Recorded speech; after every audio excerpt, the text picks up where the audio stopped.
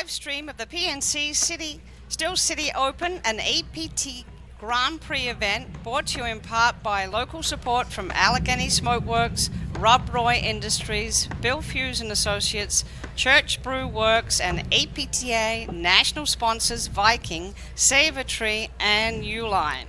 We are live at the Fox Chapel Racquet Club in Pittsburgh on the APTA network presented by eNet Live. I'm Jerry Viant, along with my co-host Mark Fischel. Mark, we're about to see the first of the men's quarterfinals. Well, Jerry, if the quarters are anything like the 16s, we're in for a treat because it's been really good so far. So we have an interesting setup today. A couple of teams that are kind of mirror images of each other.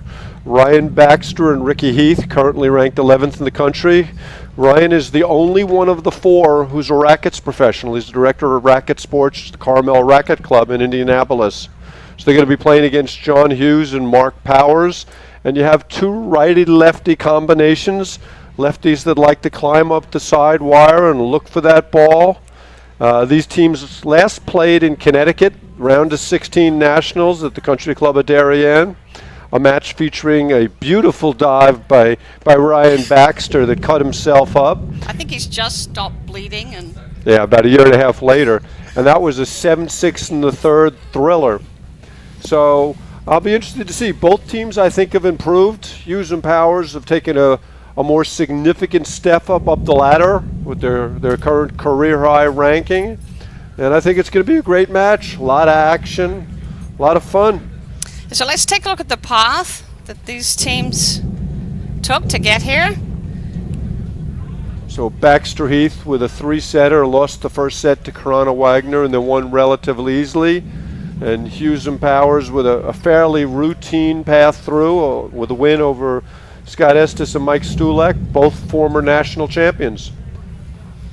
So we've got Hughes on the right there. So I'll help you to identify. John Hughes is in the white shirt. He's the lefty. Mark Powers is the righty.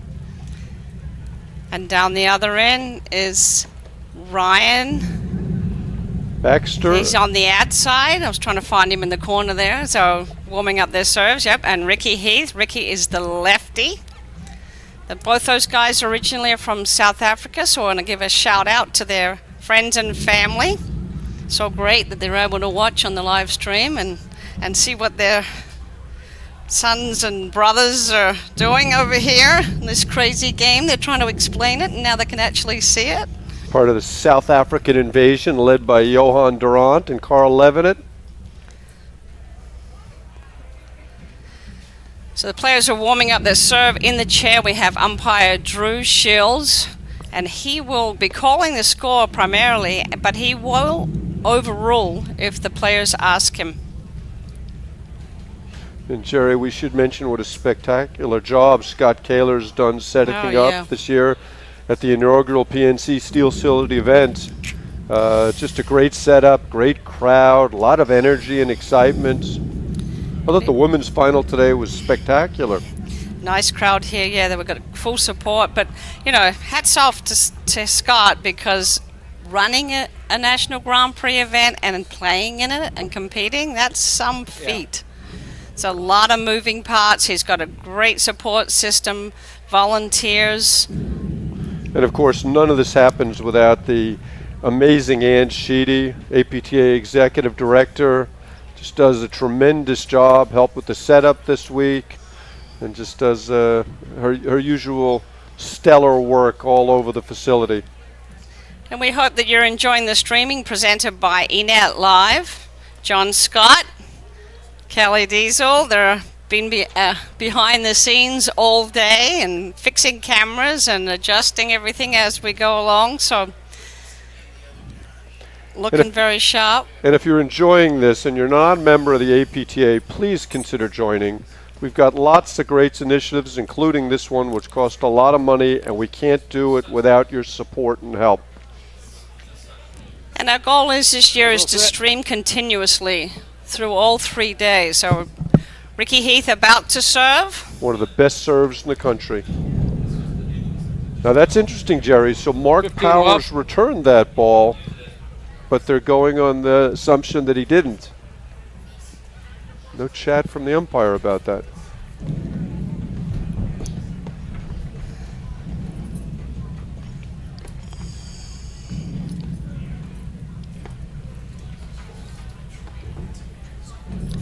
Heath's serve is almost unreturnable. See people lobbing it a lot. Be interesting to see if John Hughes and then again Ricky Heath struggle in that far corner with the sun, Jerry. Yeah.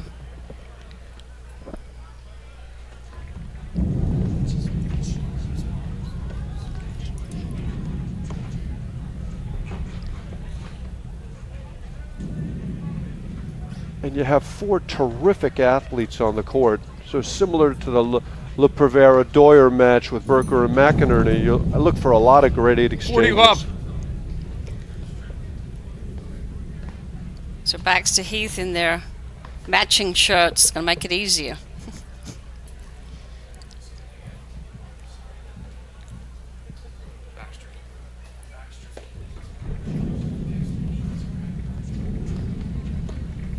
Great backhand from Ricky, and he holds it love, Ricky Heath.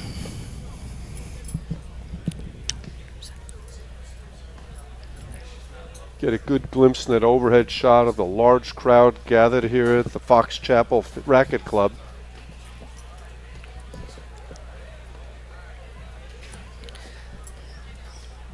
Okay, John Hughes to serve, and he'll be serving to Ricky Heath in the deuce court.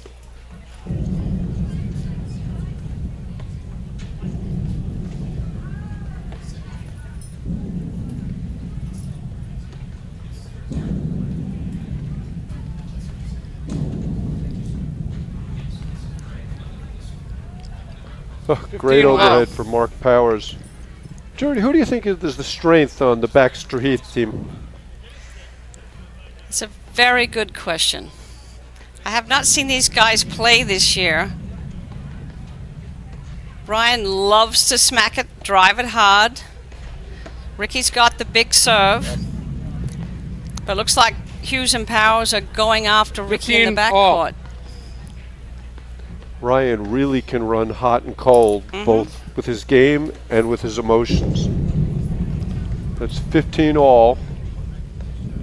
Baxter Heath got the first game. 30-15.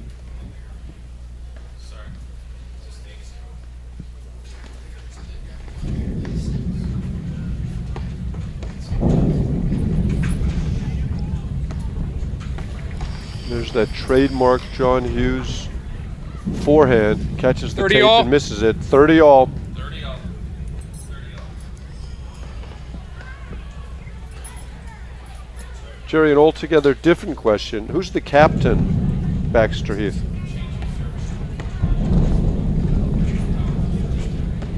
Who's the captain? Have you been talking to them? Just talking to you, No, I think they're equal. I think they're figuring out how to be a team and play paddle at a high level. So I don't think there's one particular player calling the shots. Great get. John Hughes is as good as anybody in the country getting the ball back in play.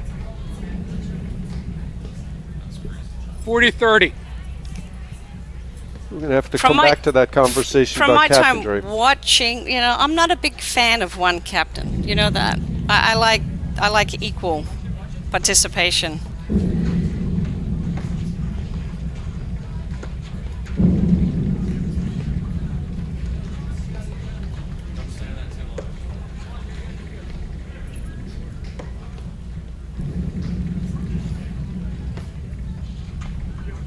And Baxter and Heath have really started to play paddle. A couple of years ago it was a lot like mini tennis. They've really started to understand where to put the ball on the court, as have Hughes and Powers.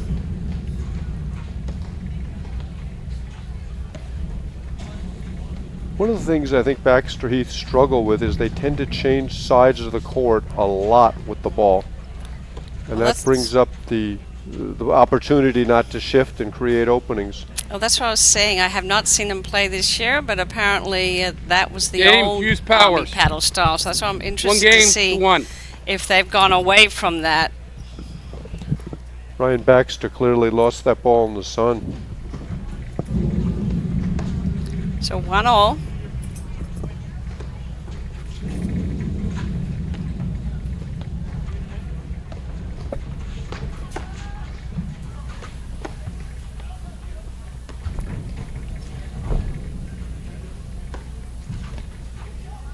These guys have got to be careful of that down arm overhead. Especially to John Hughes. He loves to climb up the side. Oh, nice rip. And that's something Baxter Well, Heath have 15. struggled with. You also see Ryan volleying a little too often on that forehand.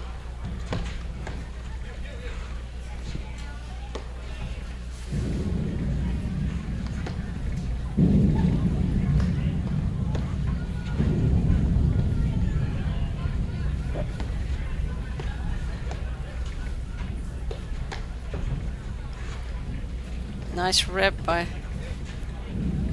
Powers.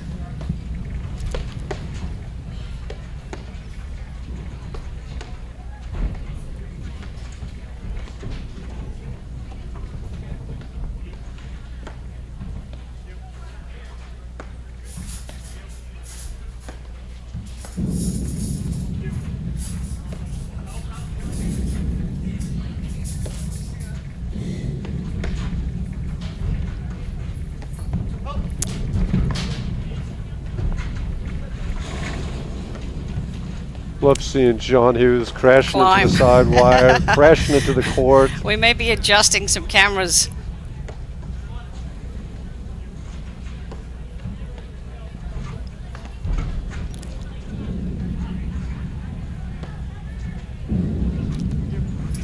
It's so warm. You know they really got to let the ball drop on the overhead. You can't be hitting down up. 15-all. They'll climb up, attack it, or they'll use it because it's up too high on the screen. Great series of overheads there from Baxter Heath.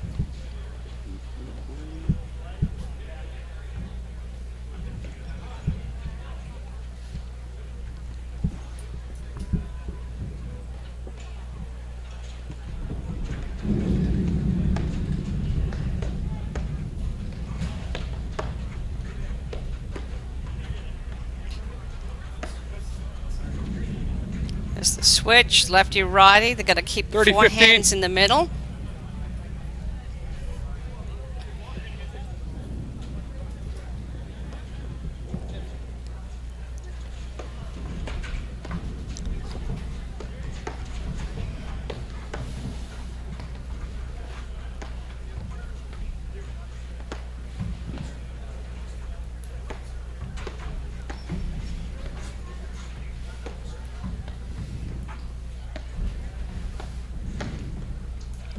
John Hughes has that little stab backhand.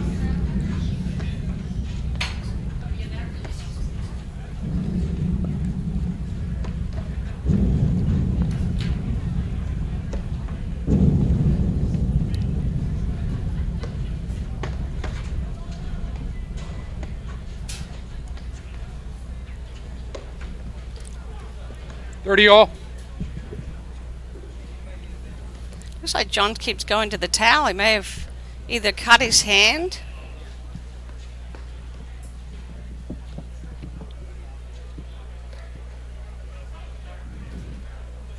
Usually it takes All right, John, or you want to get three Band-Aid? games before he gets You sure? cut. Okay. He's ahead of schedule.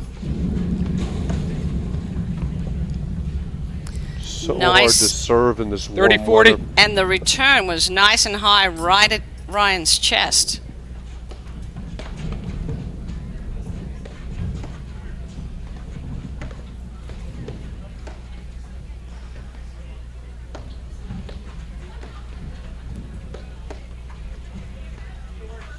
Mark Powers plays so short in the court. Oh! Wow, we got to see that shot again. Whoa. He's got that short backswing and the ball just pops off his paddle.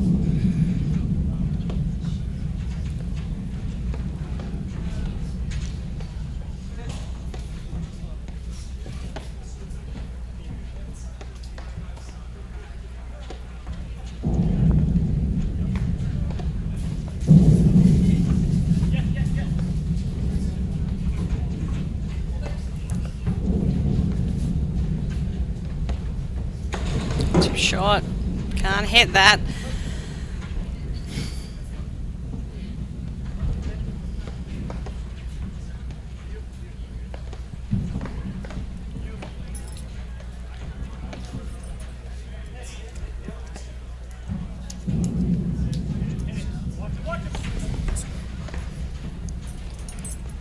Great late blitz from Ryan Baxter.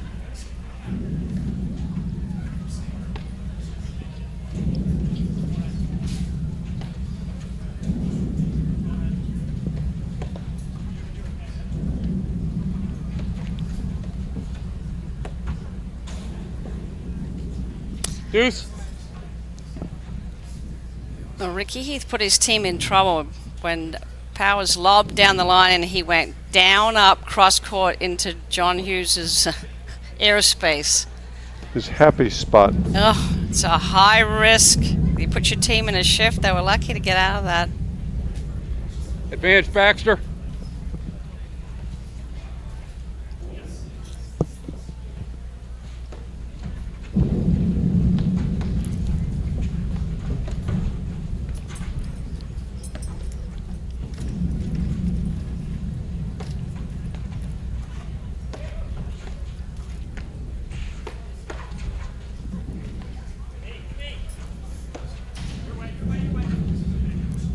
Good communication in the background from Hughes.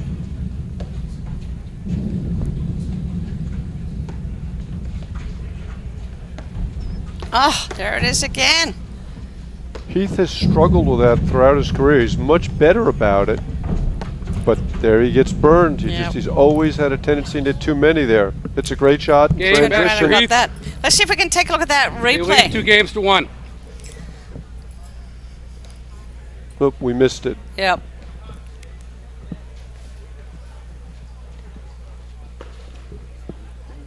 Good wind up there on the overhead. Whoa.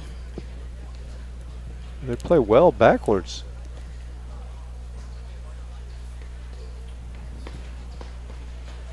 There it is. Kept his eye on the ball. Pretty impressive. Viking Athletics is the premier brand and the undisputed leader in platform tennis. Viking is platform tennis. The Viking Extra Duty platform ball has been the number one selling ball in the industry for the last 20 years. It's the official ball of the APTA, of the APTA Nationals and President's Cup, as well as the APTA Grand Prix Tour.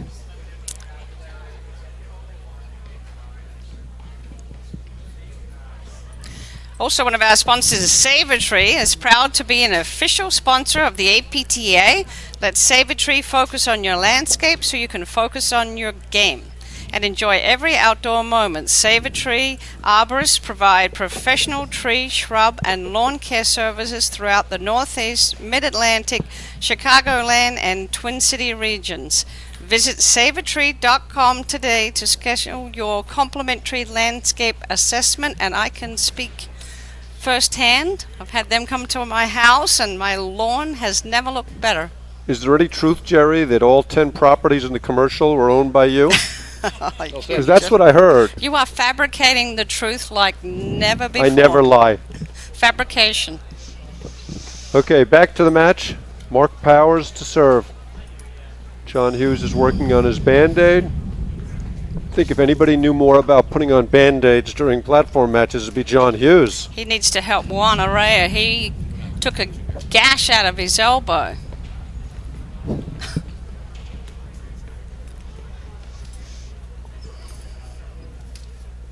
You see anything in the first 3 games? I see too many down-up overheads. The Hughes Powers are much more disciplined with their Yes. overheads. Yep. And on a warm day, that's a big difference.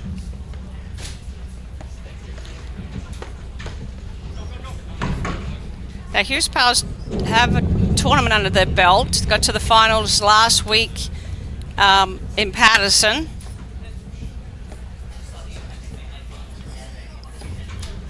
Lost a very tough 3-setter to Arraya Montalbano after winning the first set. The other quarterfinals match has started, and Cheswitzky Gambino are up 2-1 against Falatech 15 up. Nijek. Great transition shot by Mark Powers. The transition game is so critical in the warm weather, Jerry, isn't it? Yeah. The foot speed and being balanced when they catch up with it. So that whole fast feet, slow hands. I gotta say, Jerry, I saw more transition points well played in the women's tournament this week than I've ever seen previously. Yeah, that's the way the women's game is heading. Not trying to get back into net if they've been pulled back and the drive is coming. They've got one player covering in the back and the other player up at net.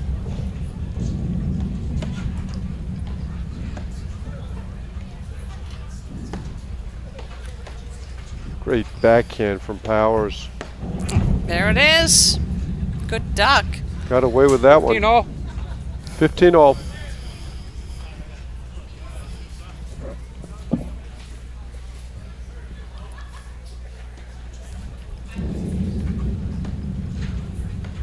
So it's Mark Powers on the right. He's serving. 30-15. That's a sloppy mistake. Hate missing a lob, much less wide.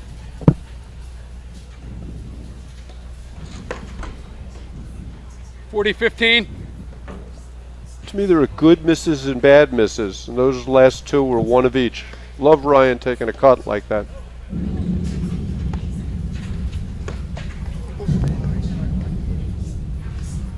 That 40-30. ball was not designed to land in the court. 40-30.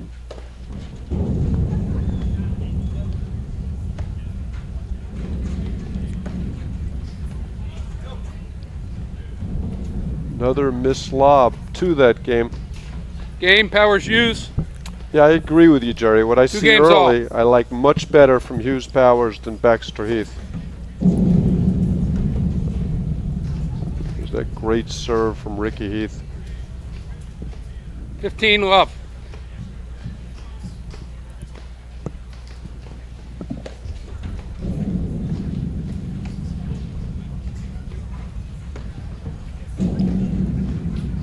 Is the switch at net? Little confusion there. Or the fake swing overhead.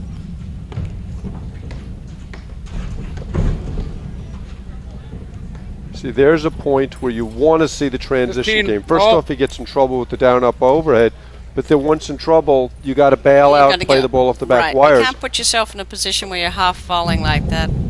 from the service line. And that's what the good things do. They just put one more ball in play. Nobody better than Hughes Powers at that.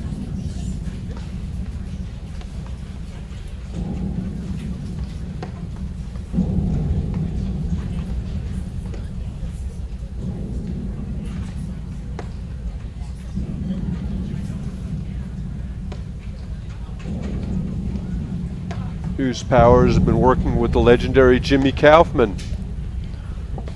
Jim's been after him to try and hit a few more defensive overheads. Great drive from John Hughes. 15-30.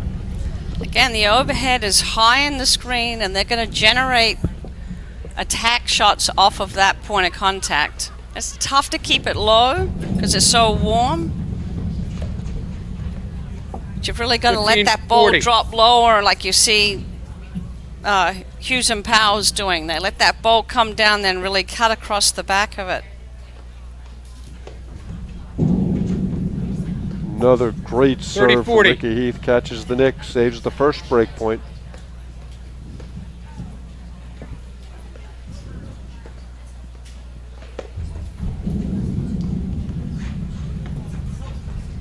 Oh, got away with that one, but you don't want to see that. And then Ryan tries a very risky Game, overhead. Hughes Powers. They lead 3-2. So Hughes and Powers have really matured this last season, you know, from that match that we watched, and they need, I know they were really disappointed at Nationals, and they're looking to get through deeper in the draw, but what do you think they need to add to their game to get them to that next level? They're right there. Yeah, I think it's very little. It's just a few better decisions, and I think primarily it's the overhead.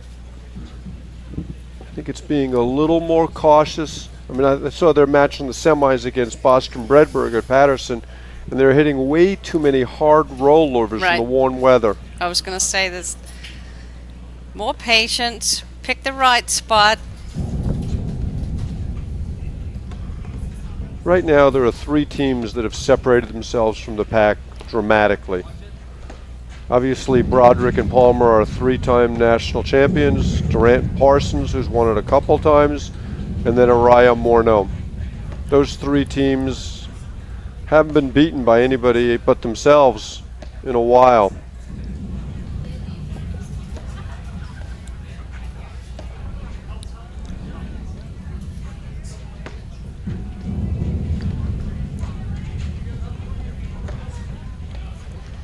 That volley that should have gone back behind John Hughes. They had him off the court.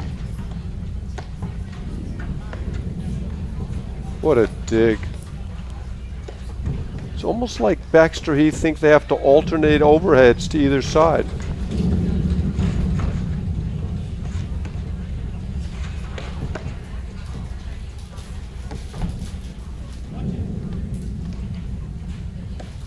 I mean, to me, regardless of who wins this point, Jerry, it's an indication of the weakness in the Baxter Heath game. Too many risky shots, too many down-up overheads. Right. They've made a couple of wonderful volleys to stay in the point. But you can't live like this against the top teams. Love 15.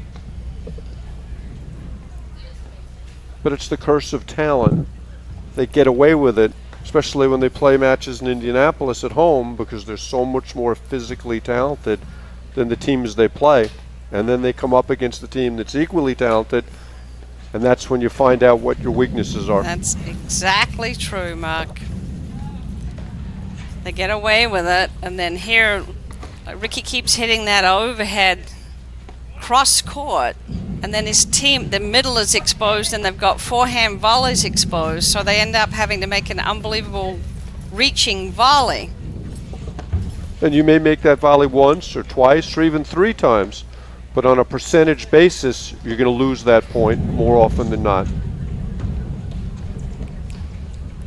Mark Powers winds up for that overhead. 15 all. Got away with one there. That was not a good cut.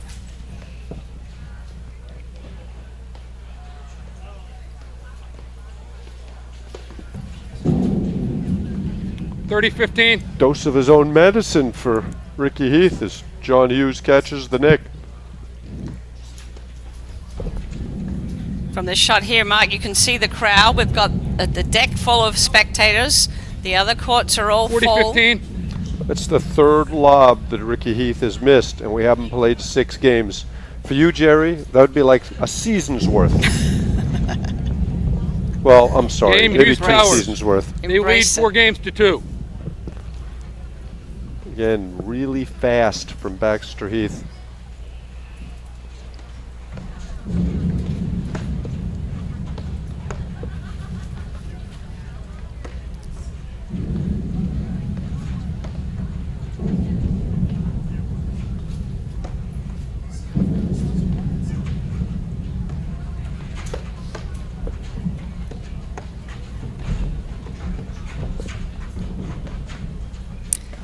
Volley straight was there.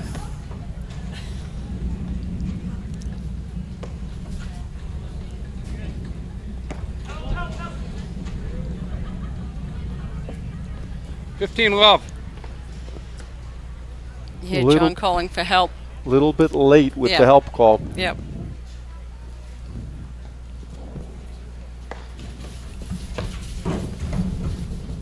All. And there's a good example of Ryan coming in too wide and trying to hit a forehand volley.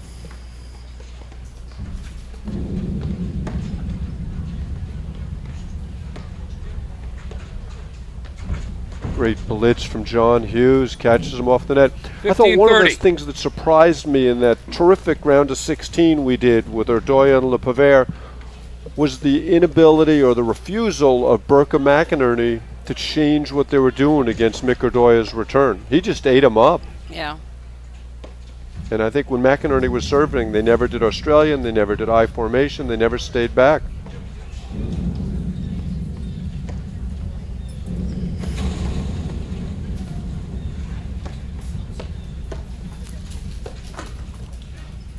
Lucky there. Again, it's that guest appearance step volley. Yep, exactly right.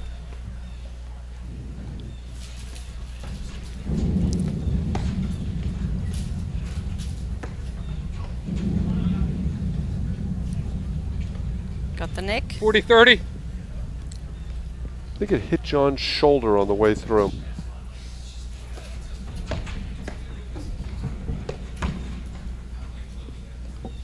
Game Baxter Heath. Yeah, without beating a dead horse. Great hold by Ryan, but same thing. A lot of forehand volleys, a lot of down-up overheads. It's very quick. John and Mark missed the shots there, but I think over the long course, Hughes they're going to make a lot more of those than they're going to miss. The official paddle of the APTA Viking, engineered to provide superior feel and the perfect balance of power, control, spin, and durability. The Viking paddle is the official paddle of the APTA Nationals and President's Cup, as well as the APTA Grand Prix Tour. So, Mark, following this quarterfinal, we're going to have another men's quarterfinal match to watch. And then tomorrow morning we will start with the men's semi-finals at 9. Follow up with the men's final. We've had quite a day and a half of paddle already. And our men's quarterfinal is going to be Arraya Morneau, Irdoja Pivert. Correct. Reminds me a little bit of that spectacular match in Cincinnati last year between Arraya Morneau and our highlight reel. Regan. That was a wonderful match. Might have been the best match of the year in terms of the shot making.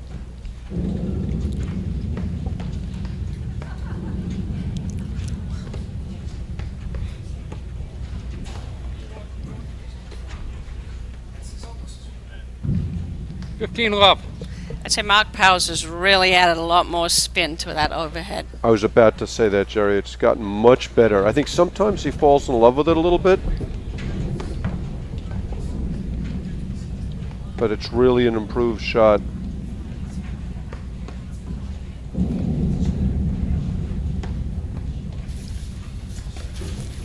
There's this army paddle again. Left, right. Down, up, left, right. Could be an exercise routine, up. Jerry. You're going here. Might put it to music. 30 love. They're such, Baxter and Heath, they're such great athletes and so talented. You just know if they, played more of these matches, they would get it. You'd think so, but I think that one of the things that's so special in our game is the willingness to acknowledge, the willingness to learn, and not everybody has it. And I assume Ryan and Ricky do, but it's a talent. Oh, great ball from Ryan there. 30-15. Some people play the game for 10 years and make the same mistakes. I've been playing it for 20 and I still make the same mistakes.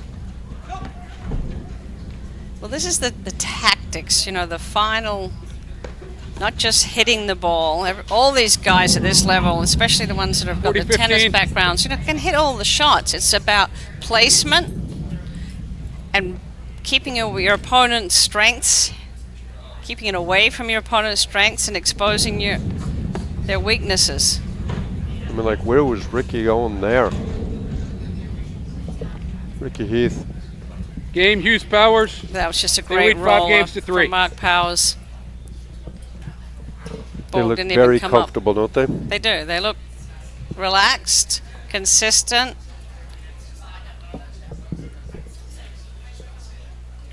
You feel like they could play at this level for 5, 6, 7 sets. Whereas with Baxter Heath, some of the games they've won, they've pulled off some amazing shots. But whether they can maintain that level, not sure.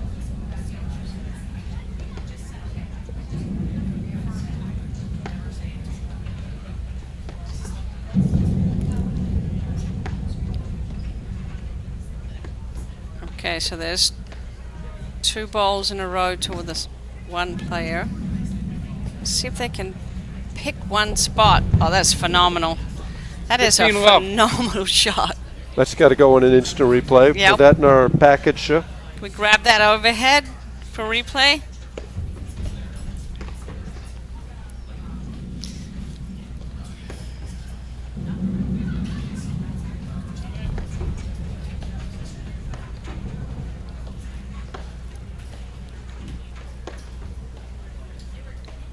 There we go.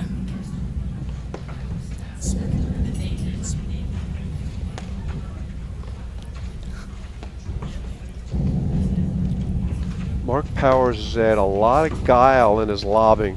Doing a lot of block lobbing from in tight, stealing time, holding the ball a long time. And there's a perfect example of him setting up John Hughes.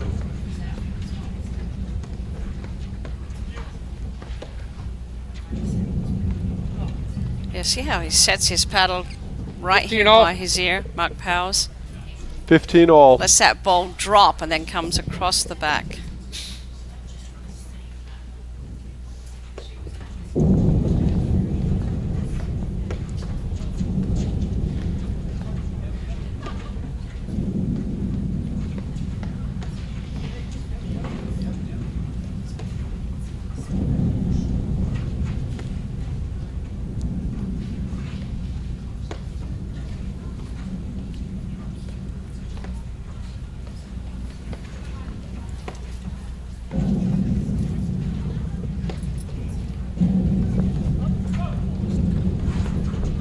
That's a great through ball from John Hughes.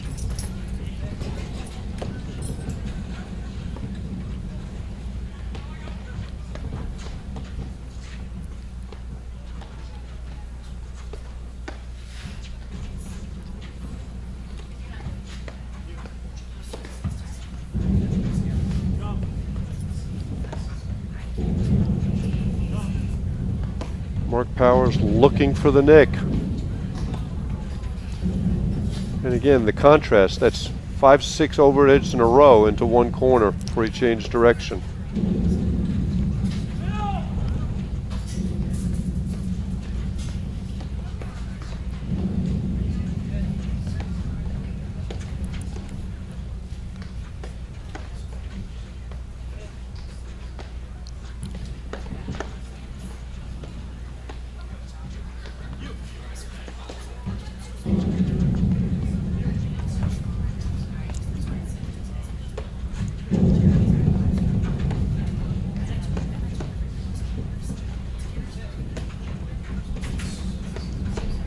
Oh. Great cover by Baxter there. See, Heath was looking to pick up that ball off the side and Ryan came in. Oh, great shot from John Hughes. But it almost seems like Baxter and Heath 15-30. want to play those points. Want to get out of position so they can make the spectacular gets. And they can do it, but they can't do it every time.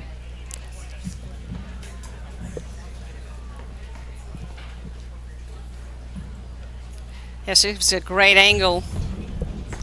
The ad court player returned a serve there.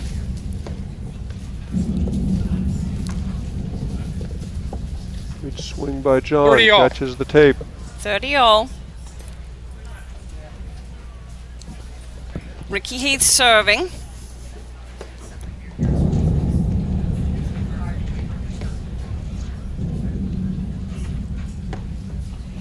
Hopefully we can get our viewers a score of the Gambarino-Jasinski match. Shannon Vincent's out there, so we know we're getting a score. Oh, John with another really good look. Comes up short. Advantage, Heath.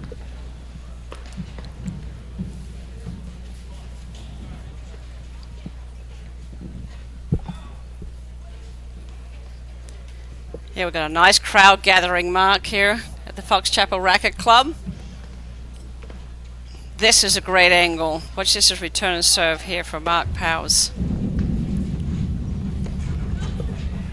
Again, he hits the hard Deuce. per serve. He knows he's in trouble, but instead of backing up and getting into the point, he tries to hit a two-handed half volley down the line.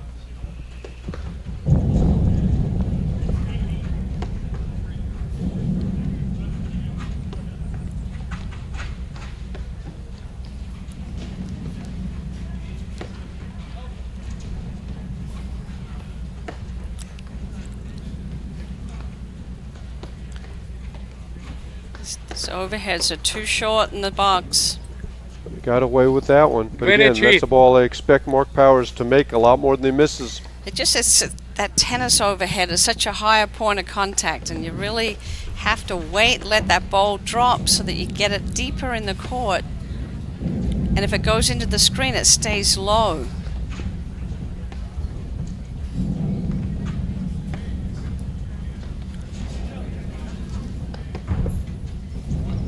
The jumping slash from Ricky Heath.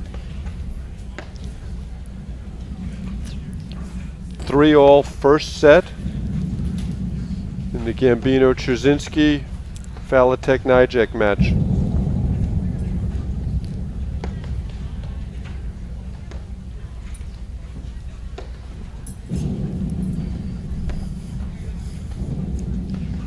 And the winner of this match will play the winner of Kayla Watts, Bostrom Bredberg. Baxter Game catches the Baxter, nick. Heath. 5 games to 4. Hughes and Powers Hughes lead Powers, 5 games to 4. First set. Uline is the leading distributor of shipping, industrial and packaging materials to businesses throughout North America. They ship over 2.5 million boxes every day. But they're so much more than a box company. More than 32,000 quality products are always in stock and ready to ship. Outstanding customer service means they're here when you need them. 24 hours a day, 7 days a week. Uline, the best selection products and people for an unforgettable customer experience.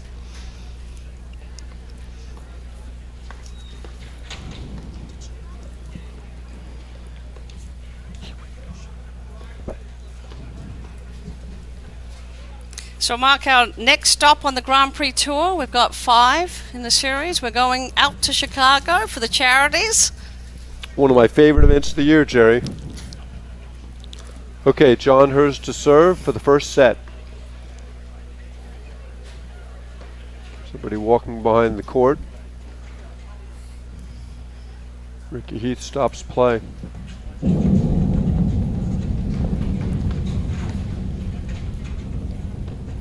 There's that transition we've been talking about, Mark.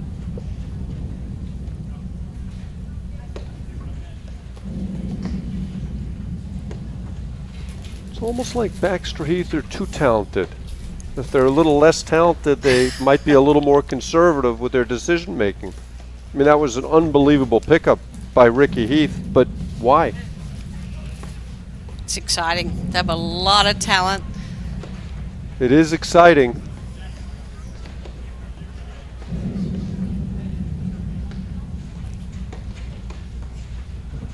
What is it you say, Jerry? Razzle dazzle is fun. It is. But Drew 15 Broderick love. says winning 3 national championships is more fun. He adds the razzle dazzle to his overhead.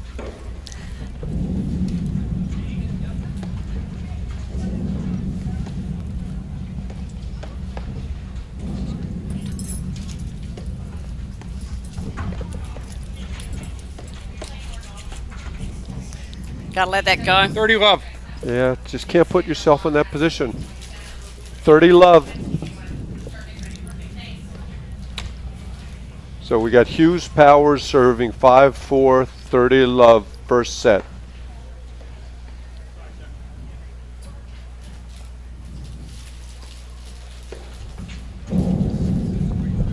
Hughes 40 catches love. the nick, takes us to triple set point. It's that mirror lefty serve, huh? They're not used to playing against lefties like that.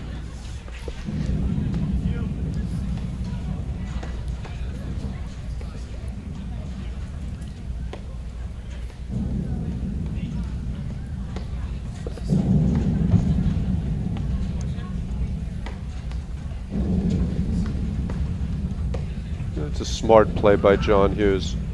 Ryan had an easy forehand, he bailed out, and here they are back at the net with no risk at all. Another missed lob from Baxter Heath. Game in first set, Hughes Powers, 6 games to 4. Game Hughes Powers. They won the first set, 6 games to 4.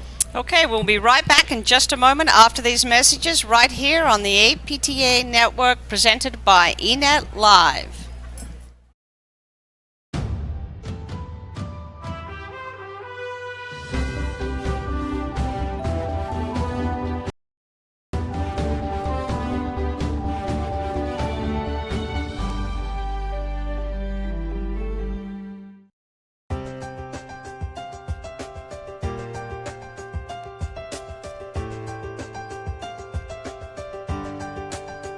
You have to have a passion for taking care of the customer, and you have to do your job as if your last name was Uline. For my business, everything's go, go, go, and the customer service alone is one of the most valuable things for us. We can call and the phone's picked up immediately. We never have to wait in a queue. The phones don't ring at least half the time because they go directly into the headsets of our customer service representatives because they know we're waiting for it, and it can be a very fast transaction for them. Order placed by 6 o'clock p.m., order ships out, customer gets that product more often than not in one business day. Not only are those orders going out the door quickly, but accurately. We live and breathe reliability. But we really do care of a product's returned. We do care if it's not working right. We try to do it better every day. Every single person looks at customer comments. I mean, that's where we learn. Come to Uline because service has always been much, much better here. Always feel like you're treated like you're appreciated, you know. We do it well. We do it real well. Once a customer gets used to that, why would you want to leave? We treat you well.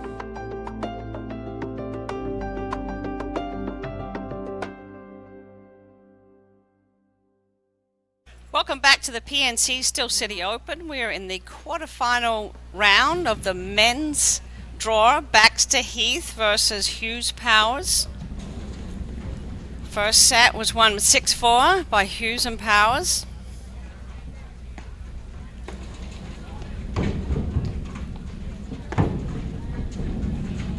Jerry, why don't you elaborate a little bit on the point you made? We were off air between sets about Baxter Heath and right, who's Baxter in and charge. Heath. Well, yeah, from this match here, you can see that they're hitting the same overheads to the same spot as individuals.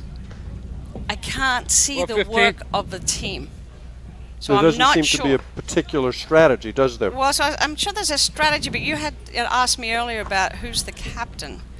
And I'd 12:30. rather have them both be on the same page and be setting up their strengths. Whereas you see where they're hitting their overheads is always to the same spots. So Ryan's going to Powers, and then Ricky goes to Hughes. And beyond that, they're hitting a lot of down-up overheads. We're getting them in trouble. 15:30. I think it's really important they get off to a good start this set.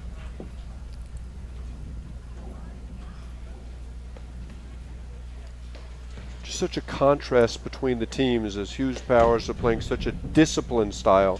And to 15:40. quote the great Jim Kaufman, boring overheads can be fun if you're shaking hands as a winner. Well, you also have to be able to make the transition from one player to the next and sliding that ball, low down the middle so it doesn't put your net team in such a quick shift. That's a great cut overhead. What a job by Ryan John Baxter. Hughes not running into the net. Amazing get.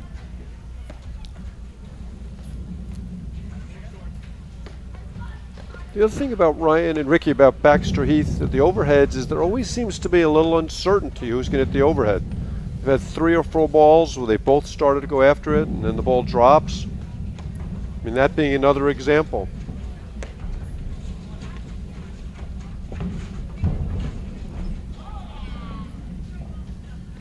Game Hughes Powers. They lead 1-0. I guess for me, Jerry, if you have a disciplined team versus an undisciplined team, the disciplined team better be 2 or 3 times better than the undisciplined team. I'm sorry, the undisciplined team better be 2 or 3 times better than the disciplined team, or they're going to lose. Because you're just giving them too many holes, too many high percentage areas in the court to hit into. By going left, right, they're going to pounce. Especially it's also so warm, so the ball's bouncing up higher. Even if it was 30 degrees, you don't want to be changing sides that much. Yeah, the scoreboard looks like it was a close first set, but you never had that feel. Felt like Hughes Powers were in control the entire time. But all 4 guys, they're such great guys. They're great athletes, great racket skills. It's exciting paddle to watch. And we're just looking now at the strategy, the placement of the shots. Great shot there from Baxter. So that one had more bite on it. He bent his knees, it got lower. Well, 15.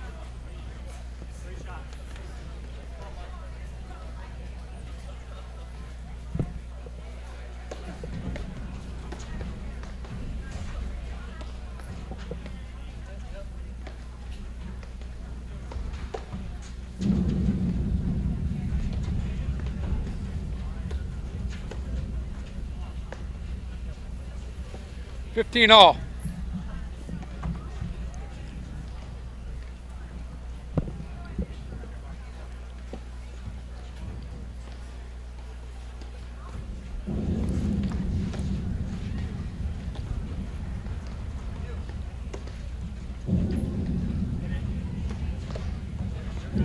So you see Powers and Hughes will hit 1, 2, 3 overheads back to the same player.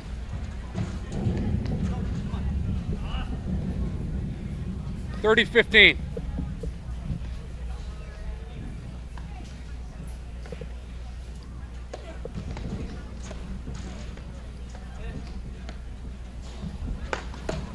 Oof. 30 all. That ball was sizzling.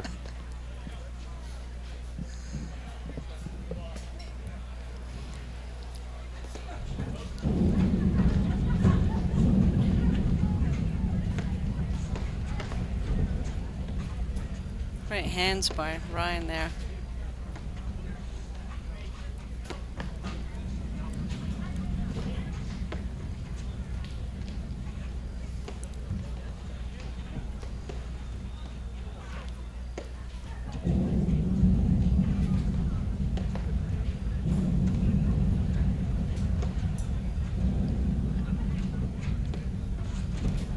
Powers and Hughes are on the opposite sides of what they normally play. Break point. Didn't look to switch there. I was 40. surprised.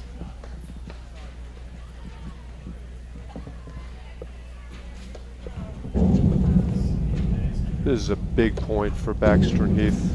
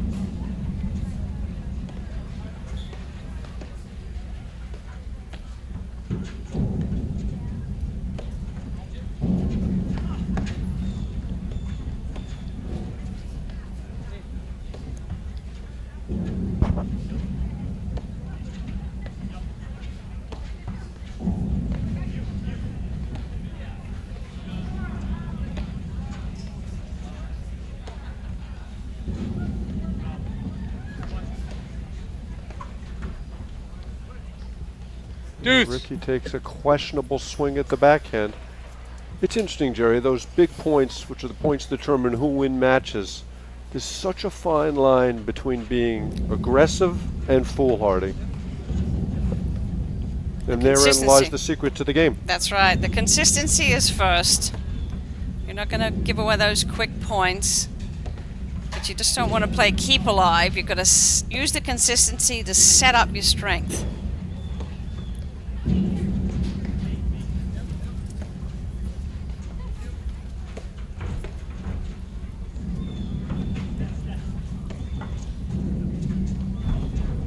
Czeswinski Gambino got the first set, 6-3 over Falatek and Nychek. Yes. Another break opportunity. But John Hughes had a good look at that forehand.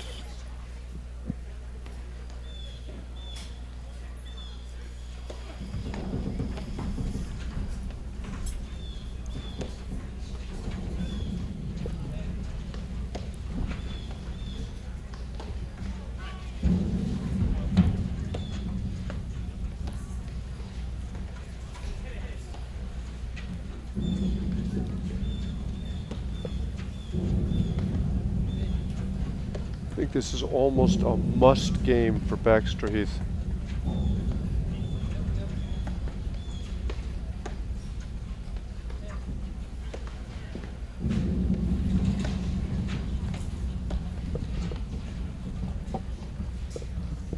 Deuce.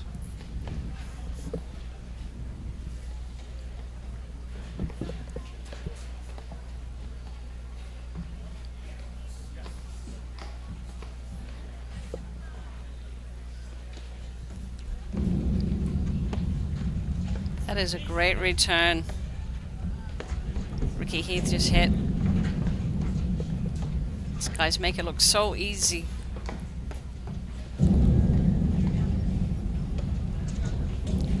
That's a better overhead. Deep in the court. As the point of contact's too high. That's why he's missing that. Advantage Powers. That was a routine overhead.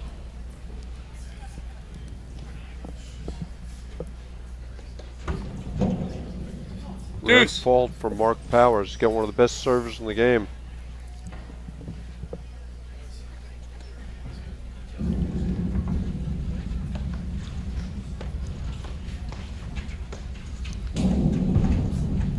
Bullet.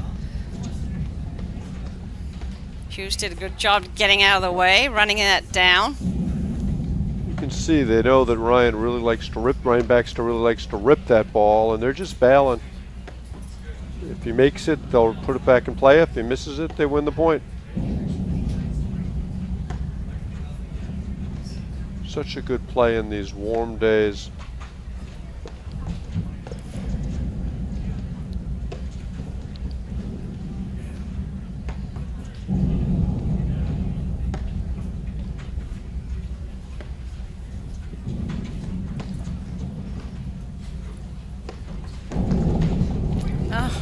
There it is again. Advantage Powers. Powers lobs down the line. Heath hits a cross court down up. Hughes pegs the middle. And you've got to come up with a stab volley. Or you could bail. I'd prefer not to put my team in that position. Agreed.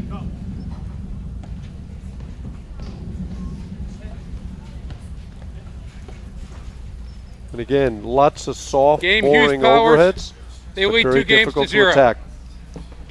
That was a big hold for Mark Powers.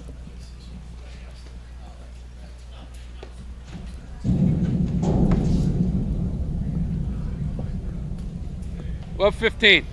Okay, so but Baxter and Heath are in this match. They've got to stay positive. They've got to get their overheads deeper.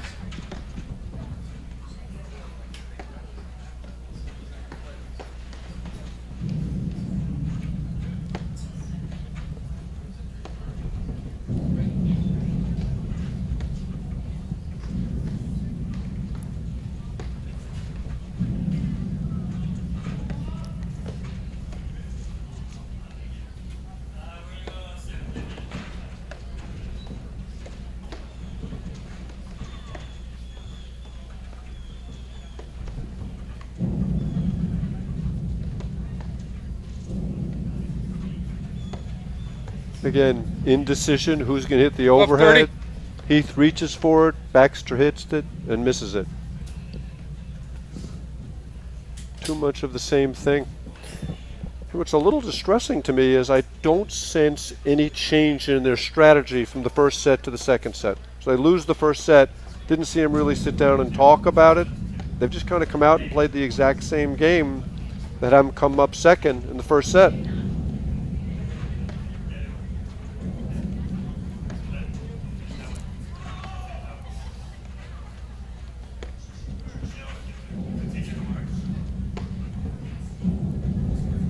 So this is a better point that they're playing. They're keeping it to one side, so they're not putting their team in a shift, and they're not hitting their overhead so hard.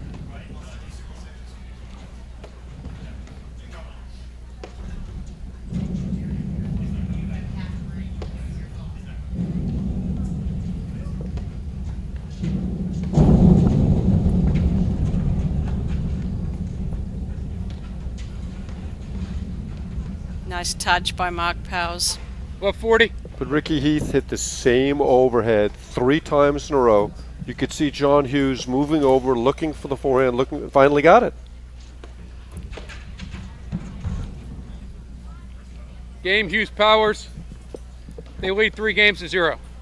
That was a quick game. Might be a quick set.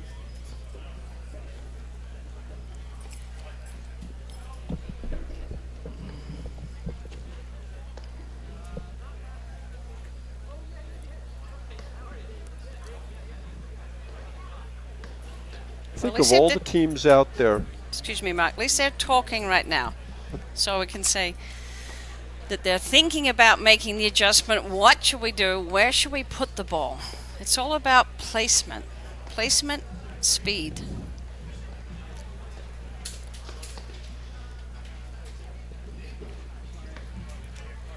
And Hughes and Powers, they've gone through this learning curve as well. I mean, we've watched them in early days. Well, one of their big advantages is they get to play a lot of top flight paddle during the week. Yeah. I mean, not a lot because Mark Powers is in the city, but a decent amount. And they're playing every tournament. They played Patterson. Yeah. 15 left.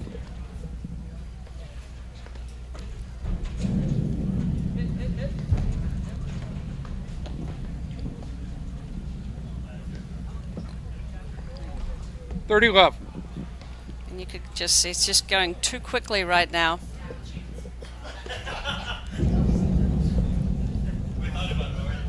$40 left. It's going. You thought last game was fast. This game is twice as fast. The water's going down the drain. Nice rip. But it's a transition. These guys just run back, get the ball off the screen. Oh, great shot from Mark Powers. He's got so much variety.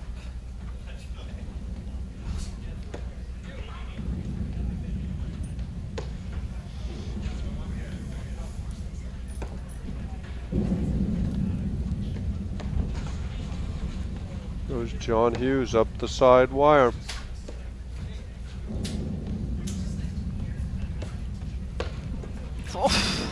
Big Boy, rip from Mark, Mark we've seen Powers. a lot of dazzling Game shot Hughes making. Powers. They lead 4-0.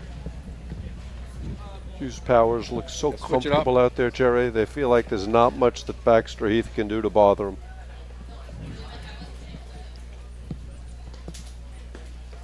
They are the closest of all the teams of getting into that top group. And they were the knocking fourth on the national door. semifinalists last year. They're definitely knocking on the door. They're both real students of the game. They're working hard at it. And you can see it from the results. They're playing better. Switching balls after 7 games.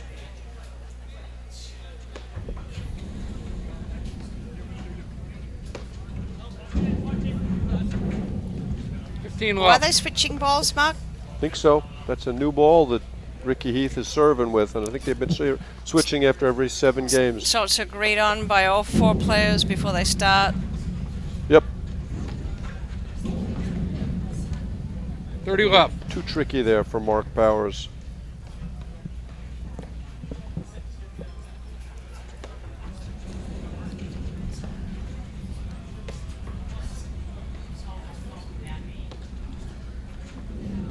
Jerry, what's the plan for our viewers after this match? Are we just going straight to the Arraya, Morneau, Irdoja, Pivert match? The guys are waiting to go on, so we're going to cut straight down. We won't do an interview with these guys. We're just going to get the players on, get the umpire out of the chair, and on we go.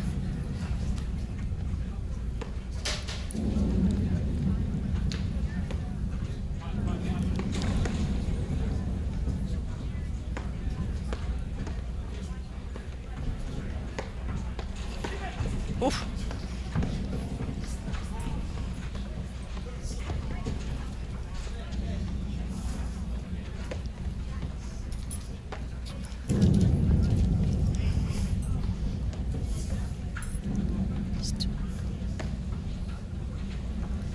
And interestingly, Hughes Powers switched again in the backcourt.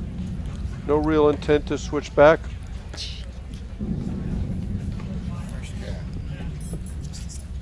$40-15.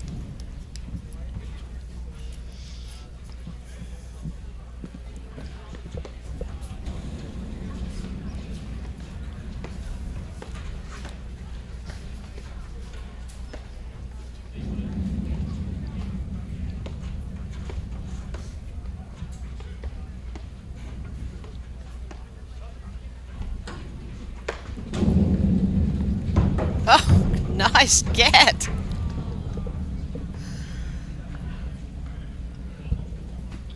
Game, Baxter, Heath. Hughes Powers John lead Hughes, 4 some games to athlete, 1. Isn't he?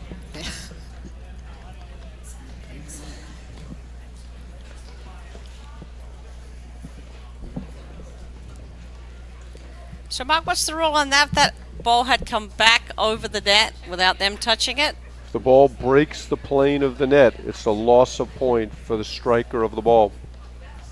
So he's got to calibrate that. Yep, that ball was close. It was. I think that ball would have broken the plane.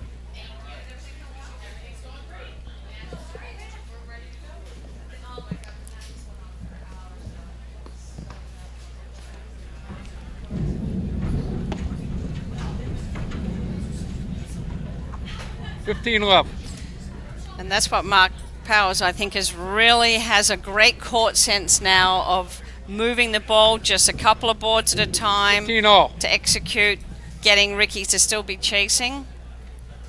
Whereas earlier in his career, he didn't see that play. He would just go cross court right away.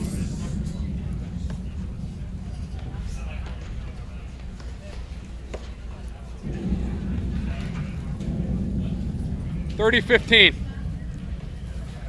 Couple of questionable decisions from Heath.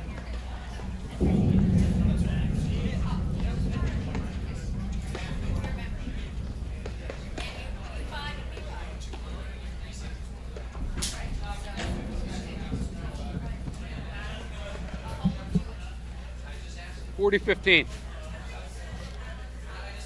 I'm a big believer, Jerry, when things are going badly, you have to play slower. And these guys are playing faster. 40-30.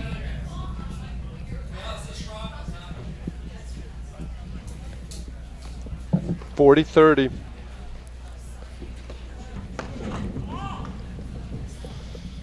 Game, Hughes Powers. Well, these guys, They lead Baxter 5 and games Heath, to 1. They'll learn from this match. I'm sure they'll take a look at the tape, the replays. And they're all, they're students of the game as well.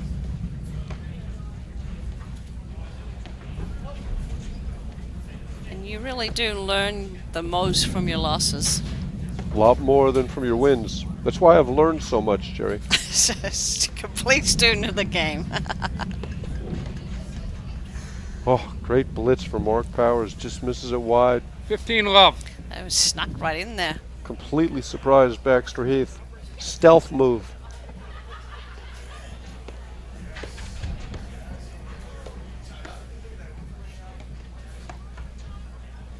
$15-all. Just a little slider, that little forehand slider, and he caught Baxter off the net.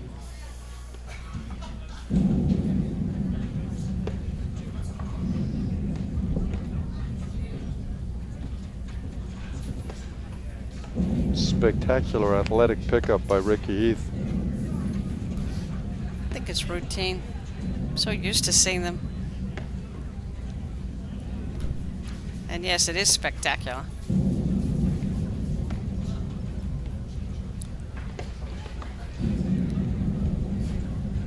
These overheads are landing on the service line.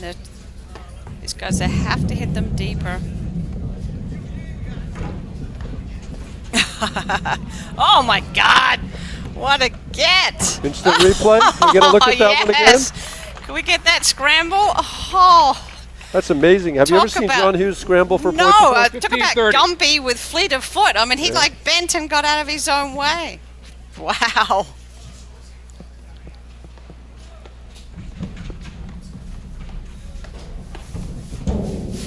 Nice blitz. 15-40. Double match point. 15-40.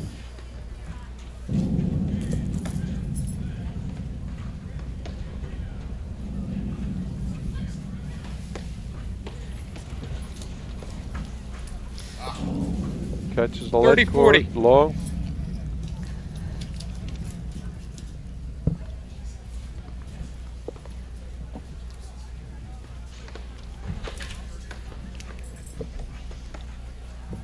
And there it is. Game, set, match. Hughes Powers.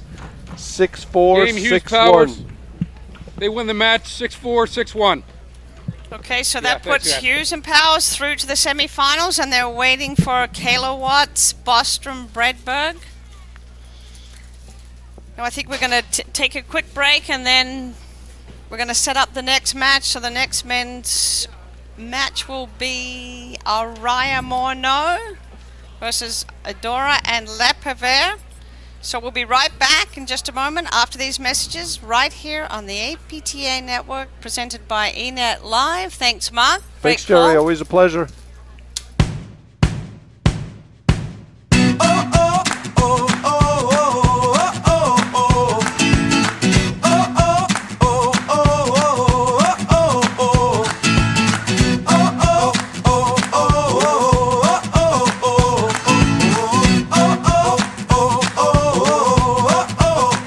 I'm on top of the world, now I'm living, and the good just gets better, keeps on giving. Not even close to the end, it's just beginning. Life is getting lighter while the days are getting brighter, yeah. And it's so good, I won't even worry anymore. Took all my cares, took and kicked them all out the door. Go on and try, come and tell me what you're waiting for. Move and keep them going till your life is overflowing, yeah. I do a dance of victory, cause now I'm living good. No, I'm not living like I used to be. Now talk about things, talk about my mind. Now I'm free from the words that I left behind. I gotta jump for joy and shout aloud and make a sound. Oh, the world can stop me now, no. And on the music I will ride on the beat. Play my guitar while I'm stomping my feet, yeah.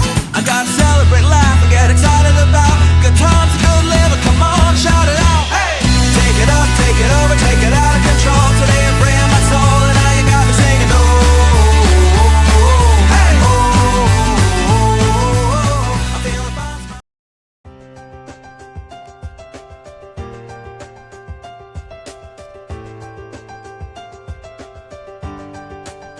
You have to have a passion for taking care of the customer, and you have to do your job as if your last name was Uline.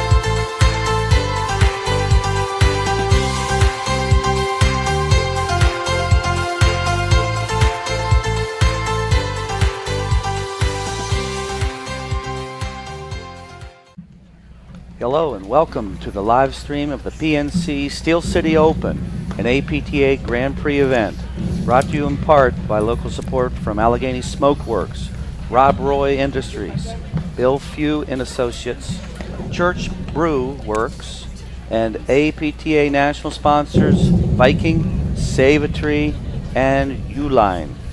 We are live at the Fox Chapel Racquet Club in Pittsburgh on the APTA network presented by eNet Live.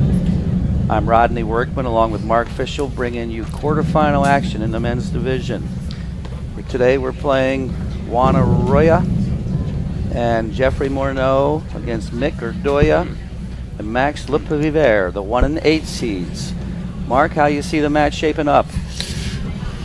Well, Rodney, it should be a tremendous match. Irdoja and Pivert are a pickup team. Mick left his paddle husband Dan Regan home, who he misses very much. But he and Max played a tremendous round of 16 match against Graham McInerney and Peter Burke, really a fun match. And they're going to be playing against our number 1 seeds, Juan Arraya and Jeff Morneau. These teams know each other well. As you saw from our Open, Juan had, I think, 3 or 4 matches with Mick Irdoja last year. As well as played against them last week. So you can see the road the teams had through. Arraya Morneau had a scare in the round of 32 against the Lofgren brothers. And Irdoja Pivert with a 7-6, 7-6 win. So a lot of talent out there, a lot of athleticism. I don't need that. And I think we have a little bit of a surprise going on out here, Rodney. What's that? So normally Juan plays the backhand and Jeff plays the forehand. And last week in Patterson was the first time I'd seen Arraya play the forehand side. Really? And they've warmed up on their respective sides today, but I think they're going to switch when the match starts. Fresh off the press. Fresh off the press. We'll see if it happens. I know Jeff Morneau's got one of the best return of serves in the game, does not like returning Mick Irdoja's serve from the deuce court. Big lefty Mick is. Big lefty. And here Arraya Morneau, one's the director of racket sports at the Greenwich Country Club, won the inaugural Blanchard Cup. Jeff Morneau is an attorney in the Springfield area. And both Max Pivert and Mick Irdoja are rackets professionals. Mick at the Essex Fells Club, and Max Pivert is at the Aspetuck Valley Country Club. So Jeffrey is one of 5 players that are non-teaching pros in the top 30 that was just brought to my attention by our executive director, Ann Sheedy. Most of the players at the top of the game are teaching pros and running top country clubs in the country, and occasionally you get someone like Jeffrey who has a real job. Well, that's the transition the game has made in the last 15 years, isn't it, Rodney? It used to be the reverse, that most of the guys weren't teaching professionals. That's a great point. That's exactly right. And I've seen Jeffrey play a few times, and to your point, he does have a great return. Tremendous. He and Juan Arraya have played a similar style to Durant Parsons, where they play a lot of one up, one back, where Arraya will be at the net looking to volley, cut off anything, get control of the net through his great overhead. And then if the ball goes through, Morneau will drive it off the wires or off the deck. And he's tremendous at that, one of the best in the country. Maybe second only to Mark Parsons. Well, you got Mick, a tall lefty. He's got a big power game, fun to watch, teaming up with Max, who's back-to-back. He's won the Blanchard Cup, which goes to the player accumulating the most points in the Grand Prix. First year he won it with Juan Arraya. Last year he won it with George Wilkinson. George Wilkinson is out this year. He's got a fracture in his hip socket. That's too bad. And hopes to be back next year. So it looks like Mick Irdoja is going to be serving, and you see Arraya and Morneau switching sides. Interesting. Well, they did that this morning with Nicolescu and Cruz. They started off going out of corners. You know, they played opposites, and then they flipped it for the third and decisive and pulled it out. So is it just an experiment they're trying to see how they do? Is it something that Arraya played the deuce court so brilliantly last week in Patterson. Juan is quite the animated player, plays with a lot of emotion. His partner a little more stoic. Loves. Great combination. Those opposites usually do pretty good in this in team sports. 30 love. 30 love. So we got Mick Irdoja serving in the blue cap, and he's serving to Juan Arraya in the red jacket. Nick and Max's back are to us. And Jeff Morneau has got maybe the 30, most 15. precise drive in the game. His ball will clear the net by the fraction of an inch, and it'll be aimed constantly at that right hip or left hip in Mick Irdoja's case.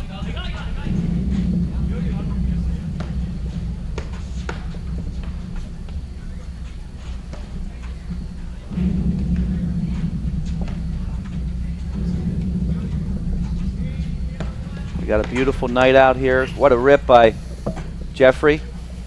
30 all. Temperature's down in the 60s now, but it's just gorgeous. We're here in a bowl, Pittsburgh area. The Fox Chapel Racket Club is one of the prettier settings.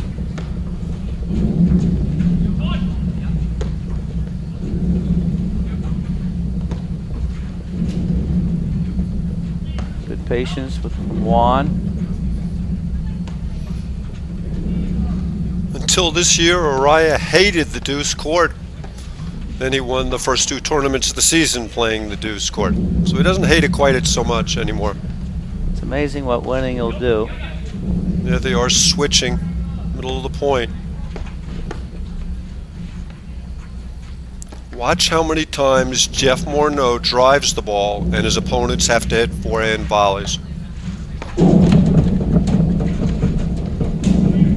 Good back-to-back drives from Juan. 30-40. Quick break point. First one of the match.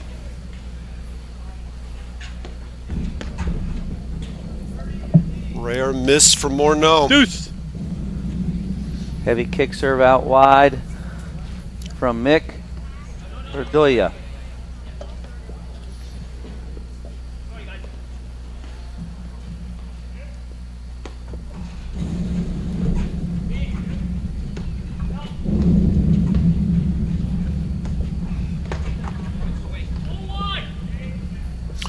Rodney, why don't you talk our viewers through what Juan in. Arraya is doing when he calls for help?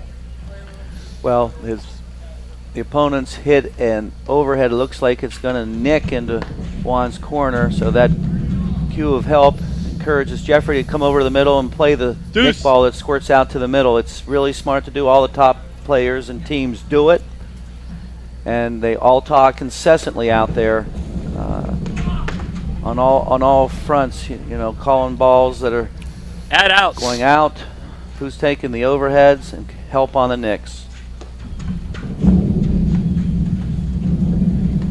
Another break point, Mark. Morneau and Arraya will look for the switch at the net to get Araya's overhead in the middle. Here comes something. Yeah. Wow. Oh, what a dig Hello. from Mick. Oh, wow. After Tremendous he pulled 2 athleticism. rabbits out of the hat, Game. why not lob that Arraya one up? Morneau. They lead Regroup. 1 game to none. Arraya Morneau had a breakout year last season. I don't think they lost a match all year other than to Drew Broderick. It's a good record then, because he's pretty good.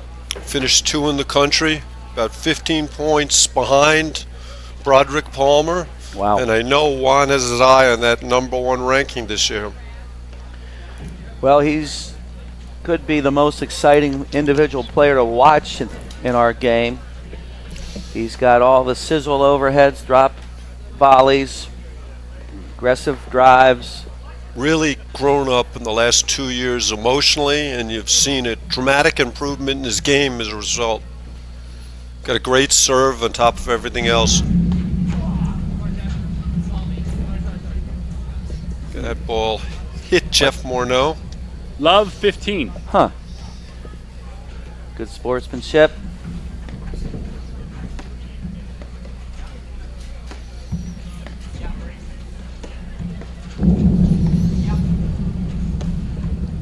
round of 16 match, virtually all the offense came from Irdoja. Pivert did not generate a lot from that ad court. He has a loopy forehand, which is relatively easy to volley. Every once in a while, haul off and hit one. His strength is his speed. Well, they got tested to the limit at 7.6, 7.6 from McNerney and Burka. So hopefully they got plenty of gas left in the tank.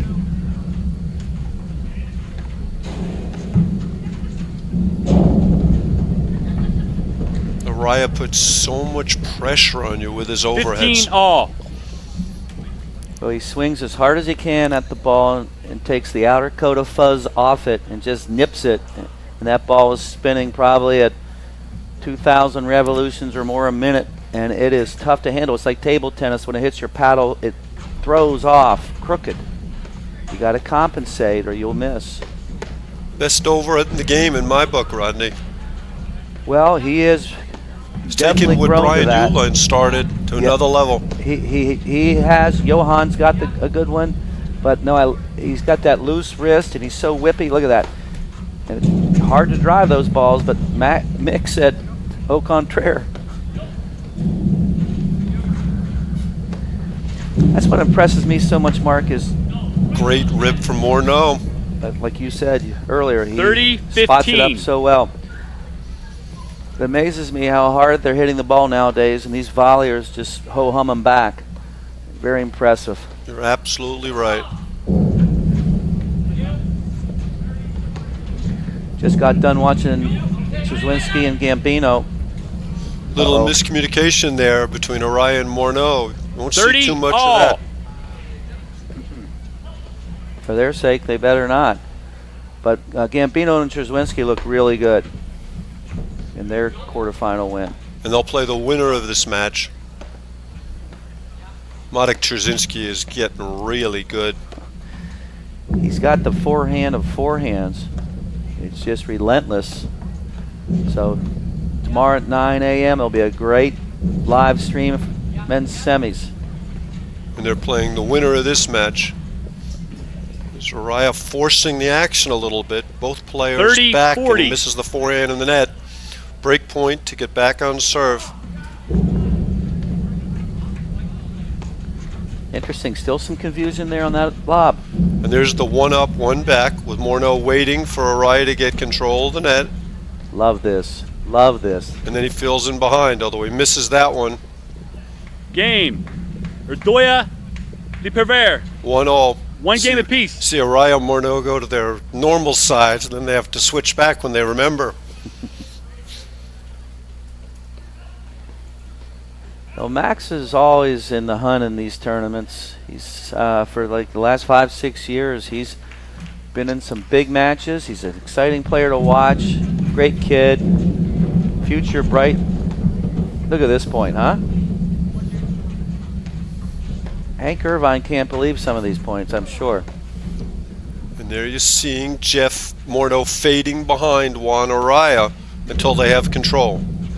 Look at that spin, grip the side screen, and almost a winner. Now here Irdoja and Pivert are switched, and you'll see a lot of balls in the center of the court as Juan hits 3 in a row against the side wire. There's that reset from Jeffrey, an attorney in Massachusetts. Got a very solid overhead, very difficult to drive. Great ball from Irdoja. Silky smooth. 15 love. Irdoja is on that, and fairly deceptive as well. Looked like he was going to lob it. Snuck one in. Watch how Morneau takes this ball early on the rise. Missed that one. By a whisker. 30 love. Taking the ball early makes it so much harder to read.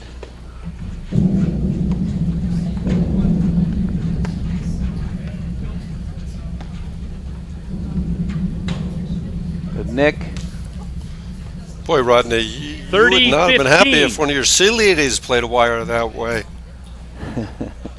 One of your former sea ladies. Well, as long as they gave it their best, that's all we can ask. 30 all. You think Mick feels that way? No. No, definitely not. Angry with that result.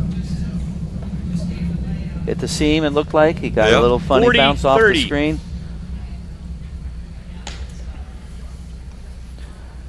Mick Irdoja a couple years ago really impressed me. I felt if he kept playing, he could be a force if he partnered up with the right guy. Couple of missed returns there from Arraya Morneau. Takes they lead 2-1. 2 games to 1. Rob Lusk, our chair umpire. Viking Athletics is the premier brand and undisputed leader in platform tennis. Viking is platform tennis. The Viking Extra Duty platform ball has been the #1 selling ball in the industry for the last 20 years. It's the official ball of the APTA, of the APTA Nationals and President's Cup, and also of the APTA Grand Prix Tour.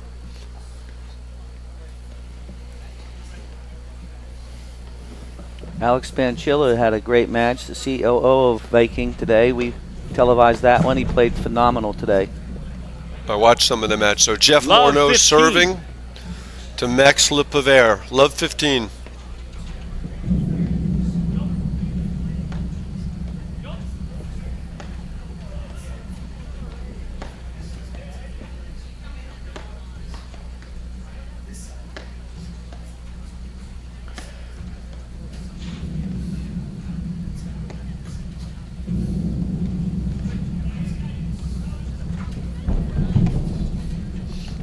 That was almost like our opening, Rodney, where Arraya hits the cut and Irdoja goes around the net. Juan was hoping that wasn't going to happen.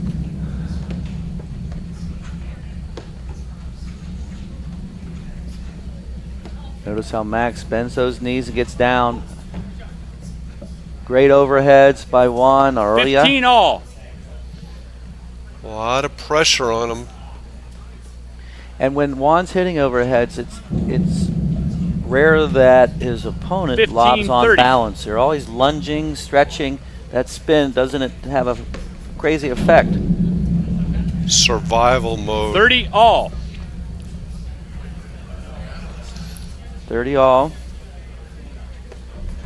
And there you see Jeff Morneau staying back. Great volley from Le Pivert. Sneak attack 30, in there. 40. He came out of nowhere. I call that the stealth bomber move. They sneak in. The striker has no idea. And there is a clean winning volley.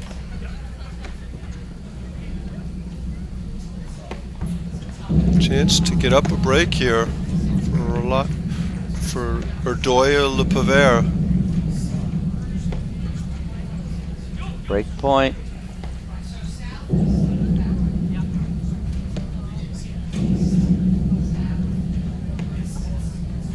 Always stretching or falling off of Juan's overheads.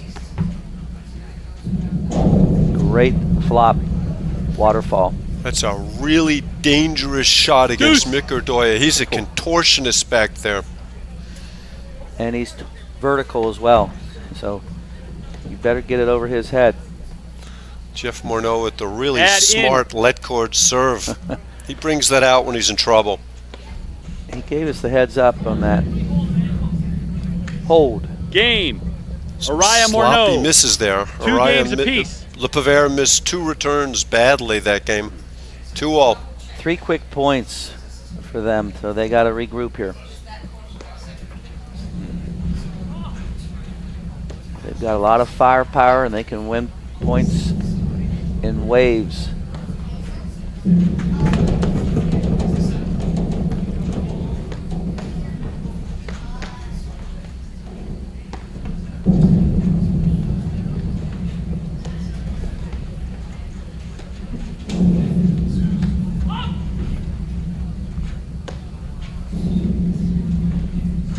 Oh, what a shot. And again, look at Oh, Morneau look at staying that. back. Now he'll drive this ball. And he'll wait till Juan has control. Juan Arraya's got control of the net, and then he'll come in. And here he comes. That's better from Max. That's the best way to neutralize That great overheader like Juan, you got to get him up. Nick. Great variety from Arraya on the overheads. Love 15. Pulled out every overhead in the book there. Rollers, cutters, slashers. And maybe a couple that aren't in the book yet. Needs to be updated, Rodney. Well, he's doing it. He's like you say, he's taking that Uline template to another level. Morneau holds the ball so late. Now there, Arraya wasn't ready. That was his ball in the neck. 15 all. Day. He's snoozing a little bit there. But you watch Morneau play, and he holds the ball on his paddle so long.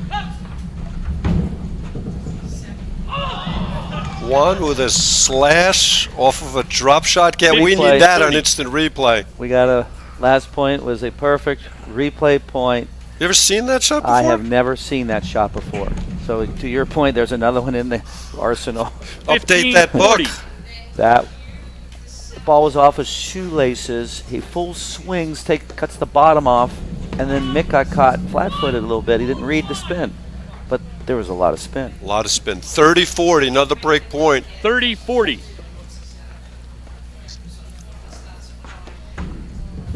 Oh boy. Oh, Mick returns the favor with a let court serve. All comes out in the wash, Mark. Yeah, I never understand people complain about let cords, Rodney. It's just part of the game. It is. Look at that. Oh, what a shot from Le Pivert. Add in.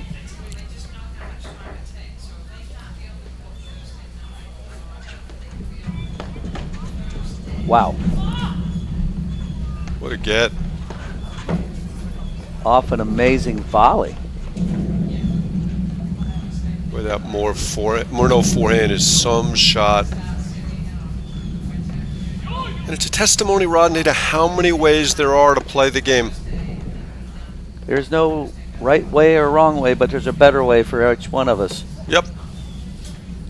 And Jeff's a great example, Jeff Morneau, of somebody who plays to his strengths. Exactly. Now there's that lob that Max needs to give him a steady diet of. Keep it up above the lights. There we go. That's how you do it.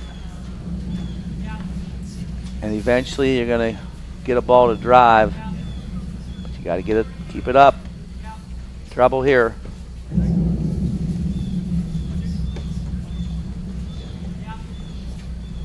Juan's really putting him through the ringer over there. There it is again. Jeez, Rodney, that's twice in a row we saw a shot we never saw. Deuce. He just invented it, and now he figured he'd go to the well again. Invented it, perfected it, patented it.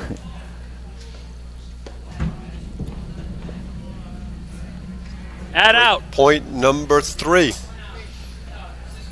2 all. Add out. Wow, couple of faults from Game, Irdoja. Arraya, Normally Morneau. a very reliable they lead 3 serve. games to 2. Seems to be a pattern here, Mark, where they play tight and get to deuce, and then some quick loose errors, and it's over. But isn't that the essence of the game, where the better teams tend to win the bigger points, even in close matches?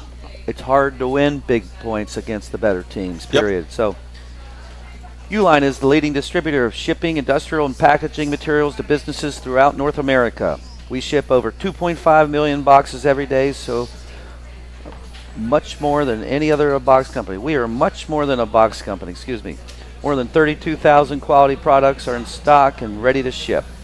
Outstanding customer service means we're here when you need us 24 hours a day, 7 days a week. Uline, the best selection, products, and people for an unforgettable customer experience. Thank you, Liz and Dick, Brian, Freddie, and Duke. Okay, Juan Arraya serving to Mick Irdoja, 3-2, first set. Returns the favor. Love 15. Except it's the first point versus the break point. We didn't get to see that instant replay. Hopefully our guys have got that for the next changeover. They got it. Crack staff. Kelly Diesel.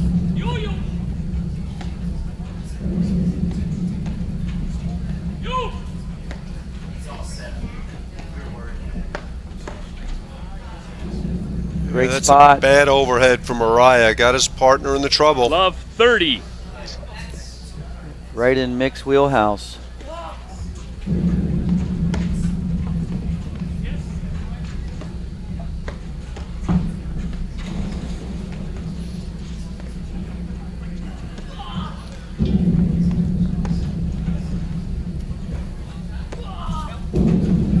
Max is always on his toes. Got the happy feet.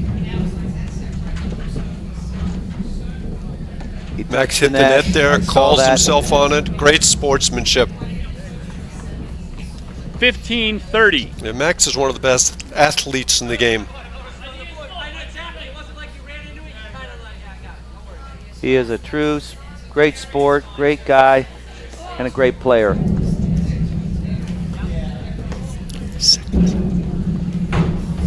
Great shot. Wow. 30 all. 30 all.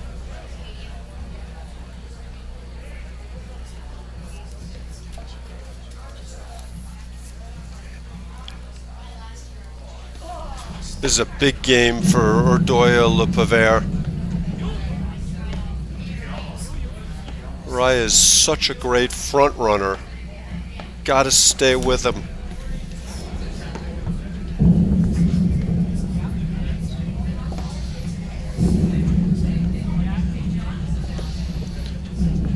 Kaylor Watt up 3-2 first set against Bostrom Bredberg.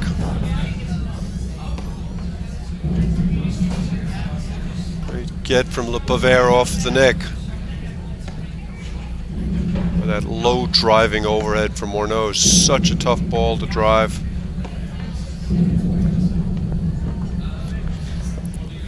Bounce back nicely from being down low 40-30. One of the things that would concern me for Irdoja Pivert is not generating much offense over there. He's seeing a lot of balls and he's not generating a lot of offense, which is going to keep Mick Irdoja from swinging. Great overhead again. I think it hit the game. the beam. Arraya It was so Morneau. low. They Great lead spin. 4-2. If they don't get the lobs deeper, Juan will carve them up. It's a rare shot and paddle, an ace. Mark. An ace. Great serve from Pivert. If you ace one, you've hit a good one.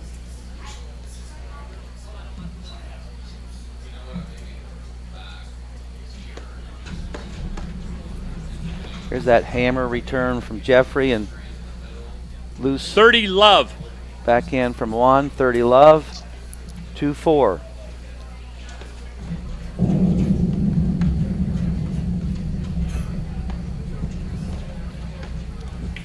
Sneaky little backhands chip from Juan. He's not afraid to push the envelope. He controlled the court with that shot last week in Patterson, playing with Michael 30-15. Montalbano. Hitting that little backhand chip, blitzing behind it. He gave everybody fits. Great serve from Max. 40-15. Just going to say the same thing, Rodney. Jammed it into the body of Jeff. Almost nicked it again. Look at that forehand from Morneau. Such control. Hit it on a dime. Love this coverage right there. Arraya read that one. He catches the nick. There's the nick.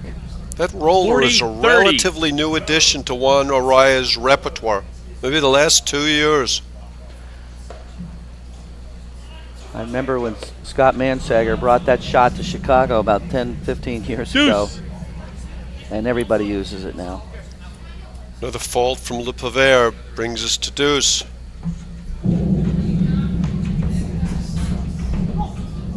Oh, Arraya had him beat dead to rights and misses it wide. That might come back to haunt them. I like Max's move there. He blitzed the other way, vacated that side, and Juan overhit it. Great return from Morneau. I want to give a shout out to our biggest paddle fan at our club, Scott Gottman, who's watching and texting me. He loves the game of paddle like So many of you out there. Our club, Rodney. I thought you were retired. Semi.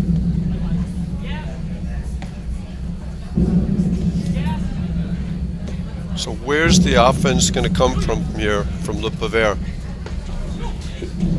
Good lob, gets it through. He's going to have to spot up. Great point here. Wow. Hey, Max has got some good He's got to spot it up maybe a little better and try to get the lobs a little deeper so he can get more offensive opportunities. But as you say, it's hard to lob deep when you're off balance. Arraya catches the net cord. Add in. Boy, Le Pivert or Irdoja really need to close this game out. That's a fact.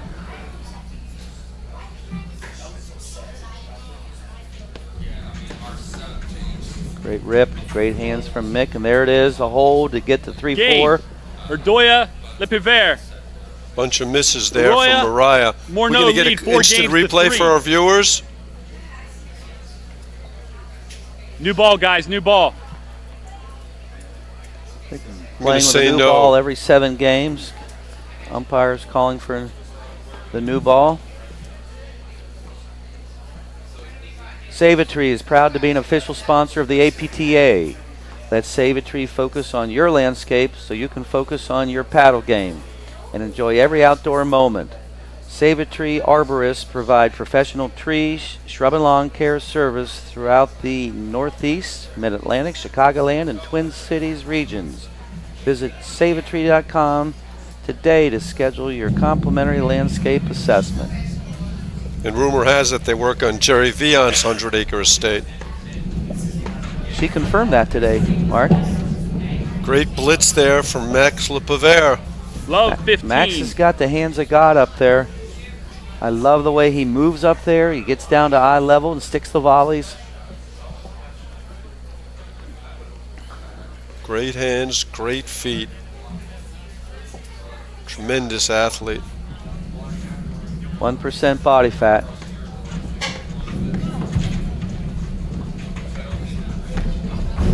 Great job on Wine to avoid getting hit there. There's that help you were talking about earlier. Mark had Juan barked out. Trying to... They took turns trying to hit each other and they kept missing. 30. Yeah, Juan's playing a little too fast right now. It's amazing that fine line of players of that talent when they start upping their offense. They get a little lead and they get a little more aggressive. That's usually when it flips around on them.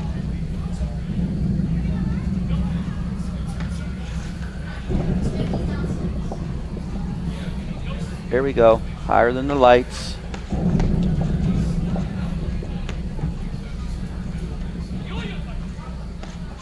As long as Jeffrey's hitting the overheads, that's fine. But as soon as this starts happening, whoa. Great dig. That's a rabbit out of the hat. Great overhead, catches Irdoja's shoulder on the way 15, through. 15-30. Well, what made that effective is he hasn't hit hardly any over there, and Mick's been iced. They've been focusing on Max's corner and gets a surprise. With a wild forehand for Max. 30 all. He just doesn't return over there as well, Rodney. It's a little bit of that loopy backswing, and the ball's always rising. He doesn't hit that declining blow. 30, What's interesting, 40. it's an inside-out stroke versus more outside-in on the deuce. So some players are better with one than the other. I don't think I've seen him play the ad that much. Played the ad exclusively last year with George Wilkinson. He's fun to watch. Well, they got a lot better than this. They're just fighting to stay in the points. That's the first deep lob that they've gotten on Juan, and a loose forehand by Mick. Deuce. Yeah, that was a great lob for Max. They got the swing they wanted, and he missed it.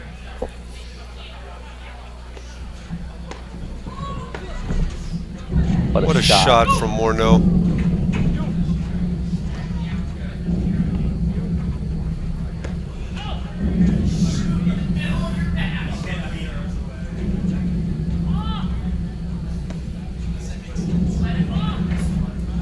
Mick gets that hard cut overhead and into the back screen and tries to swing it tight to the side screen. Morneau calls the switch in the backcourt. Great volley from Max just inside the baseline.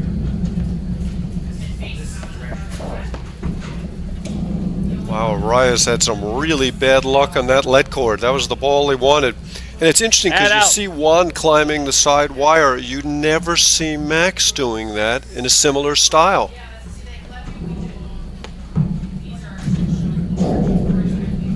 Arraya catches the nick. Why do you think that is, Rodney? Why don't you see Max sliding over to his left, hitting the forehand?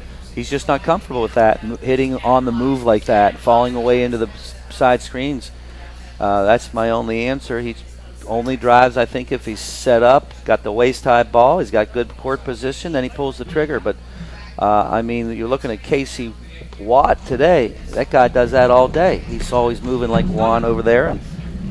And it gets a lot of winning shots from that. But Head out. This game is taking on increasing importance for Le Pivert and Irdoja. They really need to win this game. 4th break point. You knew that was coming. Le Pivert just simply has to lob better than that. Deuce. That's going to be the difference in the match right there, Mark. If Max doesn't start getting the ball back closer to the baseline than the service line, it's going to be a bad result for them. Great rip from Mick. Add out. Number 6 break point, maybe? Yep. Arraya got caught in between there.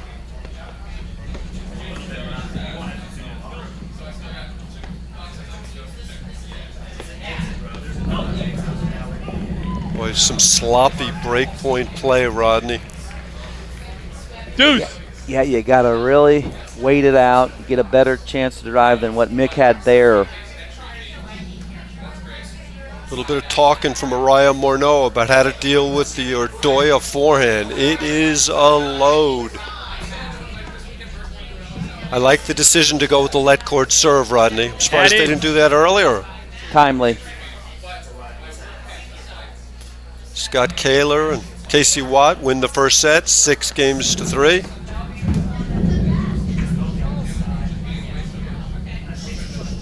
Le Pivert finally comes up with a good return to serve, down game point. I want to see more of that from him. Forehand's a good shot.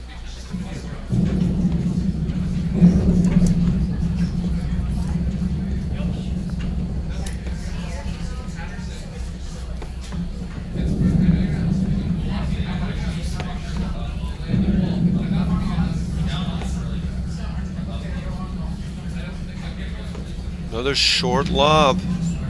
They keep getting shorter. Now it's just a matter of time then.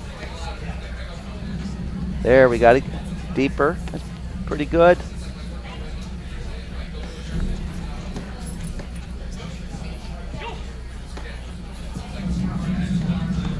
Good rip, two-hander from Max. Jeffrey has the answer in the volley. I mean, it'd be fun to count the number of lobs Max had to play from off his ankles.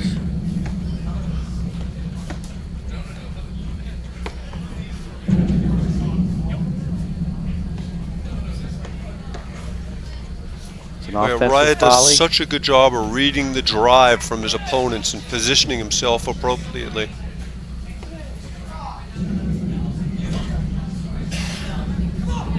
Great shot from Max. Jeffrey thought it was going wide. Catches the sideline. Another break opportunity. I think we're up to 7, Rodney.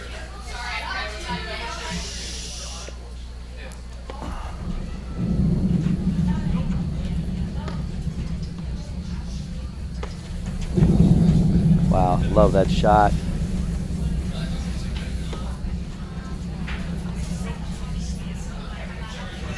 That one he got right. Deuce.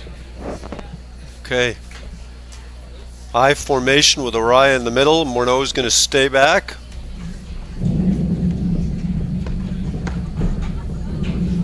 Good cover, Jeffrey. The bomb. Forehand from Arraya. Oh, what a shot. We better get that one an instant replay. Got a replay coming up. Jeff Morneau with a spectacular get and finishes it with a great through ball. Big celebration from Morneau. One bows down to him. Add in. And a hug. Okay, guys, it's add in. Let's get back to the court here. I don't think the match is over yet. Got to win another 75 points like that.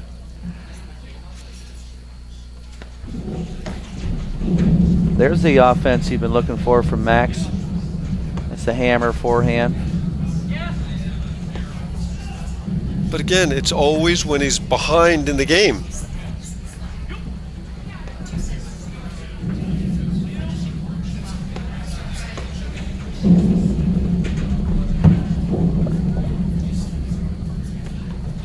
Nick, great get from Irdoja.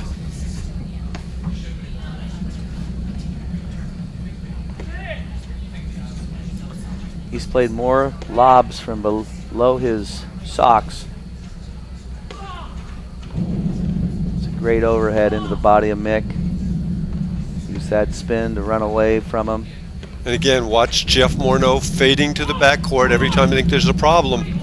Amazing hold from Morneau. Game. Takes us to Arraya 5-3. Morneau, they lead 5 games to 3. What about a 20, 25-minute game there? Saved 7, 8 break points. That's so the long that Jeff heartbreaker. needs to towel off. The longer the point, the more important it is to win it. The longer the games. You got to win those. Okay, Mick Irdoja to serve, 3-5. First set.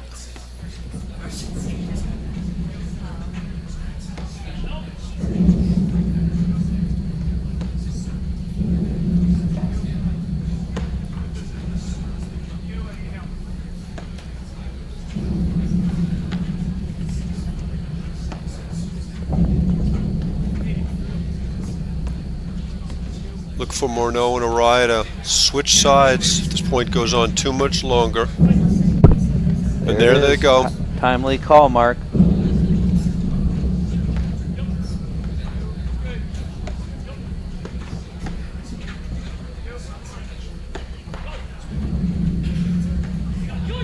Great rip from Jeffrey, and Max is there with the great hands.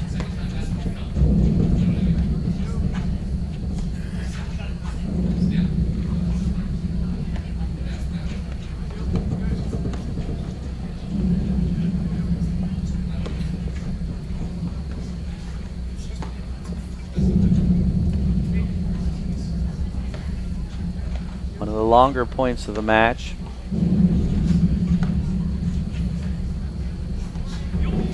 Arraya loves to hit that short lob and then blitz. Doesn't seem to make sense. It doesn't, but he'll pick up the ball either with a two-handed backhand or just chip it back. Great cover, Jeffrey. That was slightly aggressive, wasn't it, Rodney? Well, he should have thought that Jeffrey might get that. 15 love. Well, he tried to take that off the deck. 15 love. Very aggressive. Look at that volley.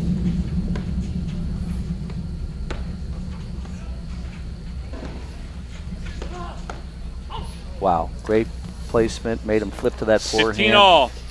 He puts so pressure on you with his court position. He's in so tight, taking the ball early. You just can't get comfortable. No, you can't. Although when Juan Arraya is on the other side of the net, you're almost never comfortable. Surprising miss for Morneau there. 30-15.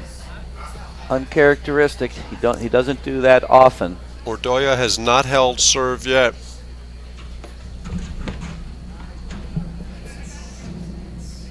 Chance for his first 40-15. service hold.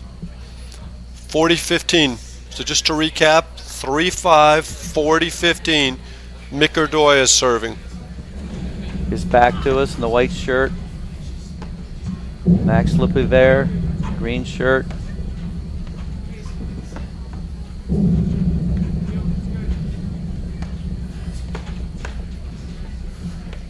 That one-hander, little Federer.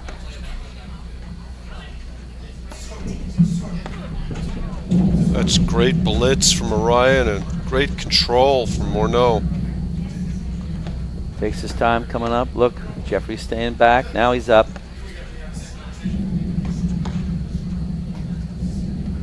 Great volley after a big rip from the Pivert, and they switch back to their customary sides.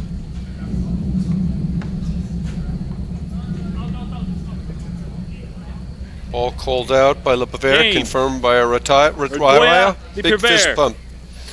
Okay, Viking Athletics is the premier brand and the undisputed leader in platform tennis. Viking is platform tennis. The official paddle of the APTA, engineered to provide superior feel and the perfect balance of power, control, spin, and durability. The Viking paddle is the official paddle of the APTA Nationals and the President's Cup, and of the APTA Grand Prix Tour. Okay, maybe between sets we can get those instant replays up for everyone to see those remarkable shots we saw. I still want to see that cut winner. Arraya hit it off the drop shot. Off the bounce. Off the bounce. And his opponent was only about 8 feet from him. And the ball, he never made contact with it. He just gave up. As soon as it bounced, he knew he was done. Here's the amazing get from Jeff Morneau. Well, I think we're going to have to come back to this. They're going live now. Going live, serving at 5-4. Serving for the first set. Great return of serve from Mick Irdoja. Love 15. Got one of the best returns from the deuce court in the game.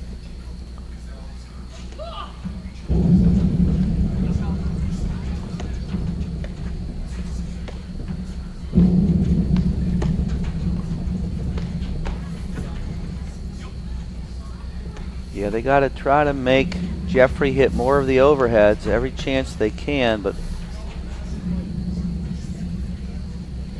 miss from one, takes him to love 30. 30. Don't see Arraya missing a lot of balls like that.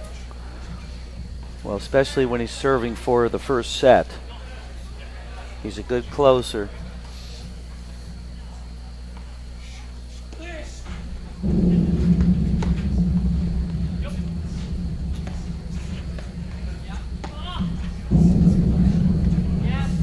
Great lob there. See, now he can drive that one because of the great lob. He should be lobbing up the line as much as he can. Taking away the angle. There we go. That's what he needs to do. Look what Juan sticking his nose in there.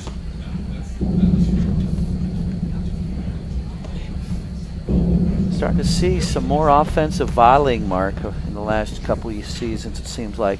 Yep. Max slid over, had a good swing, and just missed 30. it. I like the move. There you go. You've been looking for that from him. Just has to execute a little better. Maybe that's why he doesn't do it as often. Here's the good lob.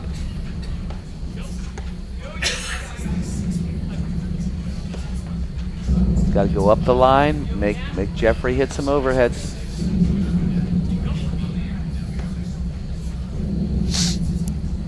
Jeff Morneau's overhead is so solid. Nothing special, not a lot of spin, not a lot of racket head. Just deep in the court and low. He's a very good vanilla player. One of the best. Rock solid. That was a little bit of a mental blur 30 from all. the Pivert there. 30 all. Shoveled a soft backhand in the middle of the net. Big point to make that type of mistake. Juan Arraya serving, the red top.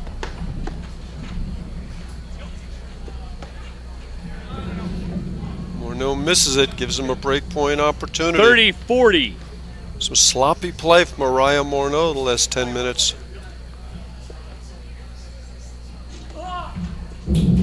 Great serve. And he see, that's two really sloppy errors. Deuce. Rodney, that's losing paddle to me, to make those mistakes at 15-30 and 30-40. Well, the big points have not been their best friend yet. There's A lot of paddle to be played. Sometimes it's how you lose the point. I mean, the point before he lost, when he slid over and just missed it, I like that. Oh. Well, Mick was all over that ball. Now it's that Add tough in. Nick that's running up the side screen. It's tough to get a clean hit on it. Almost Set pulled it point up. for Arraya Morneau.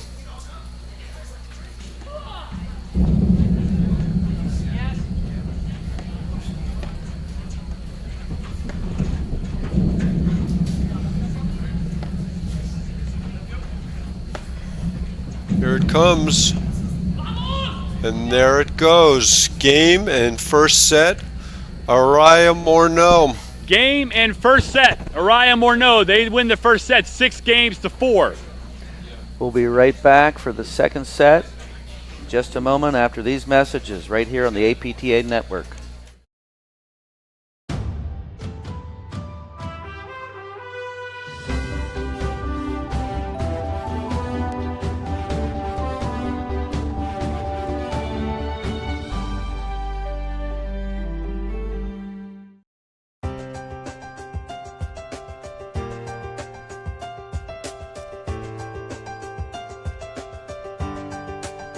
You have to have a passion for taking care of the customer, and you have to do your job as if your last name was Uline. For my business, everything's go, go, go, and the customer service alone is one of the most valuable things for us. We can call and the phone's picked up immediately. We never have to wait in a queue. The phones don't ring at least half the time because they go directly into the headsets of our customer service representatives because they know we're waiting for it, and it can be a very fast transaction for them. Order placed by 6 o'clock p.m., order ships out, customer gets that product more often than not in one business day. Not only are those orders going out the door quickly, but accurately. We live and breathe reliability. But we really do care of a product's returned. We do care if it's not working right. We try to do it better every day. Every single person looks at customer comments. I mean, that's where we learn. Come to Uline because service has always been much, much better here. I always feel like you're treated like you're appreciated, you know. We do it well. We do it real well. Once a customer gets used to that, why would you want to leave? We treat you well.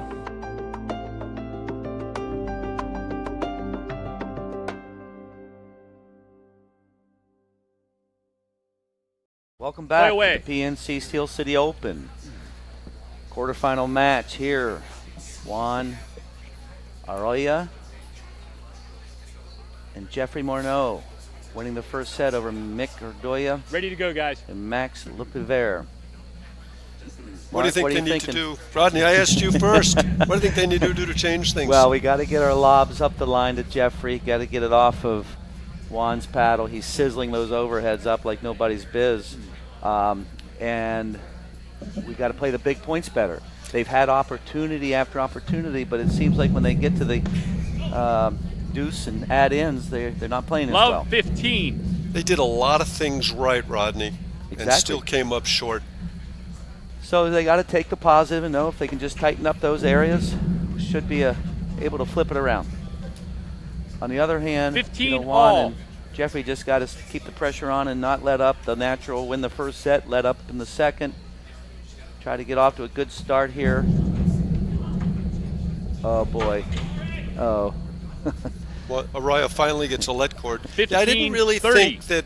First off, our scoreboard is wrong. Arraya Pivert lost the first set 6-4. But I didn't really think that Arraya Morneau played a very good set. I thought they made a few more errors than they normally do, which does not bode well for Pivert and Irdoja. Well, there it is. There's the up the line lob that we talked about. Start there. Get it on. Oh, getting perfectly placed Nick overhead. 15-40. Double break point to start the match. Start the second set.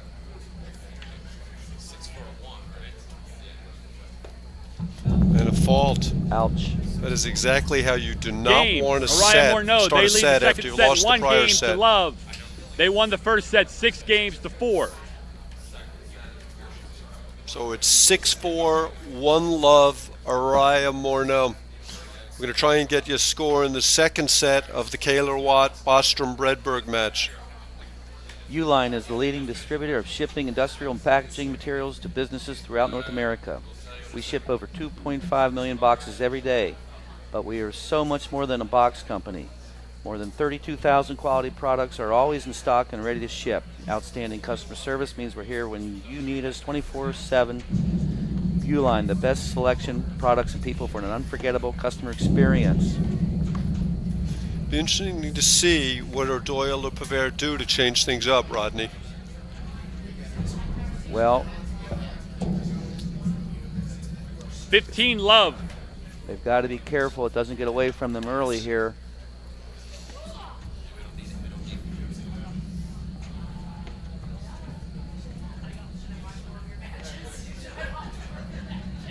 Great dig, Max Pivert. Problem is he's having to make too many great digs. There's what they got to do. They got to get the ball over to Jeffrey's overhead side, which is about a 10% window of the court. It's not easy to do. There, he got it. And then we got a good pitch to hit. And look at that offensive volley from Juan. Killer overhead. That ball had teeth on it, Mark. 30 love. Tremendous.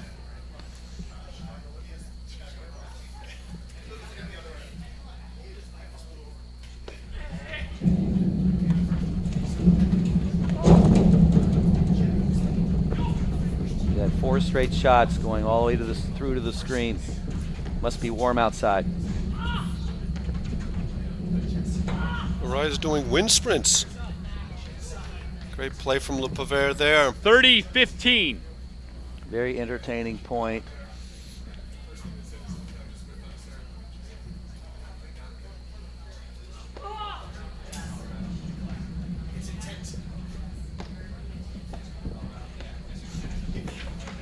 Oh, Jeff Morneau with a guest appearance there. Great Juan was drive looking to slash that ball. Max put the hammer down on that forehand. Jeffrey had a great volley. Looks like Jeff Morneau lost that ball as it passed over the net. Swing and a miss. 30 all. Don't want to see that too much from the Cubbies, huh, Rodney? Don't make me nervous yet. 30 all. That was a great rip from Mick Irdoja. You wonder if there was some sort of visual problem with Jeffrey there. He hasn't missed a ball match.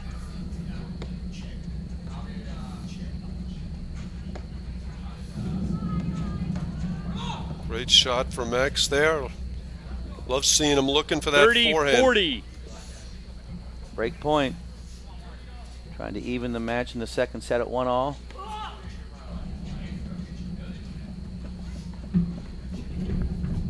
Great lob just inside the line. Too aggressive from Pivert. Looks to stuff Deuce. that ball. Once again, Rodney, big point. Not played well. And in fairness, it's such a fine line between being aggressive and being foolhardy. And Pivert, unfortunately, was on the wrong side of that line that time. Here's another one. Misses that one. Had a good swing at that ball. Hat out. Max has got to jump on this return. Nope.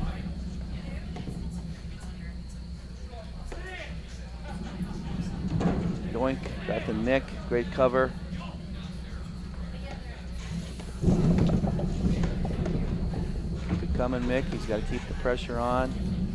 Great cover.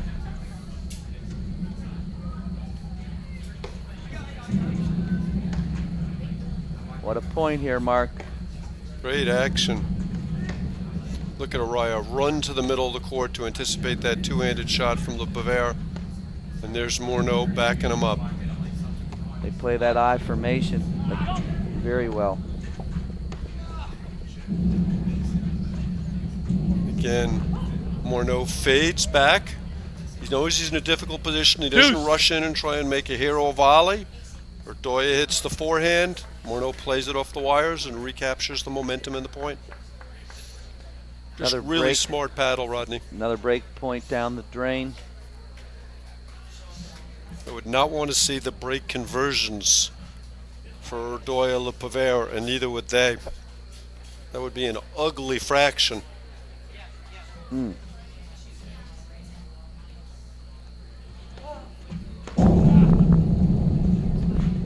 Oh, what a shot from Arraya. In perfect position and misses the volley. And it was going way Head out. out. Another opportunity for Irdoja Le Pivert.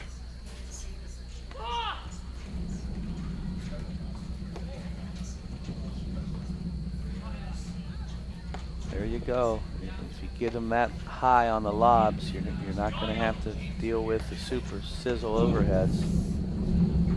All it took was a let cord winner, and we're back on serve. Game. 1-all. Irdoja. Maybe that's a Pivert. sign. 1 game all in the second set. Sounds like Arraya Kayla Morneau won Watt the first set, rolling out 6 there up games to 3-love 4. in the second, having won the first 6 games to 3.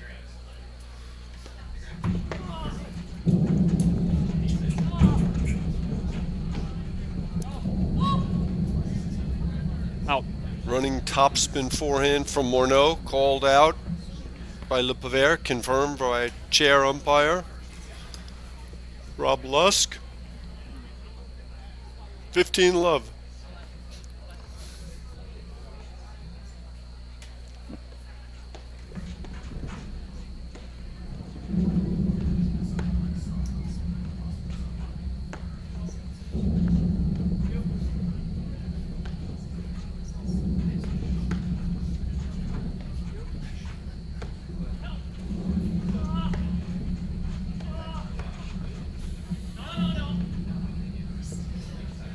Arraya just keeps coming at you, 15 Rodney. all.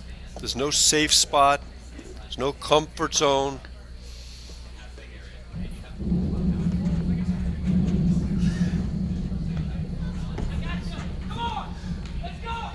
Max got him. He liked that, didn't he, Rodney? Well, that's the shot. That was Juan got caught up there in the no man's 30-15. land area. Yeah, Jeff drove the backhand there, and that was a mistake. Mm-hmm. This is a really important game for Irdoja Le Pivert to consolidate the break. Max leads the league in those, Rodney. How many are you allowed again? 30 like all. 6 tosses you catch every game, and that's all you can do? I don't know what that limit is. I think we need a new limit. Shannon Vincent will check it out. She's our Johnny on the spot. Let's do it all over here. Grand Prix Tour Director. Big forehand from Arraya there.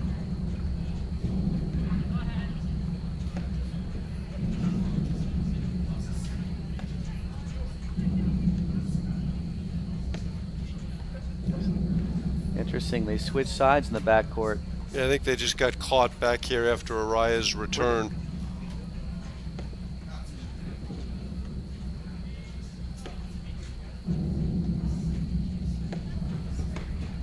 Wow. Mick Irdoja just hit a bomb.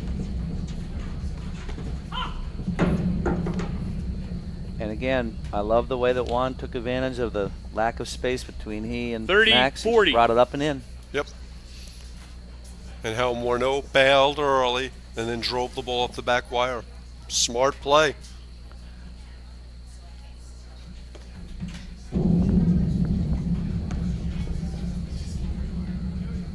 Great lob, nice and high from Juan. Ooh. Catches Max in the face. Apologizes profusely. Game. And they he failed to Arraya Morneau, consolidate. they lead 2 They games did. to 1. I think Juan's still going to take the point. He's sorry, but not that sorry, Rodney. Well, that's the thing with pace. You know, sometimes you just can't get out of the way. It either hits you or it goes out. Especially when you jump the net and you're so close, you don't have an opportunity to do that. So just to confirm, it's 6-4, 2-1, Arraya Morneau, Jeff Morneau to serve.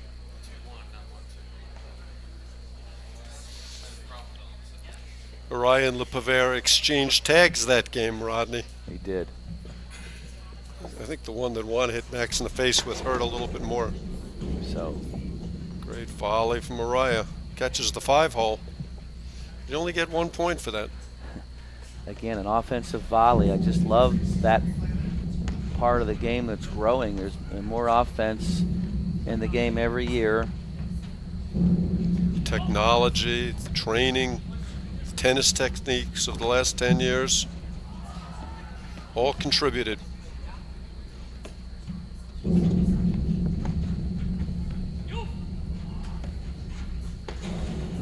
Just a nice tight forehand. Oh, there's a wild forehand from Jeff Morneau. 15 all. 15 all.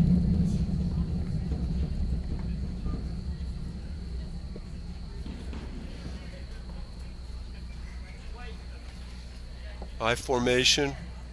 One flashing signals to Morneau. What a return. Smart choice from Nick. Put it up. Never drive the ball when you're out of position. Wow, Jeff missed that one by a lot. Surprising. 15-30. Another opportunity to consolidate the break.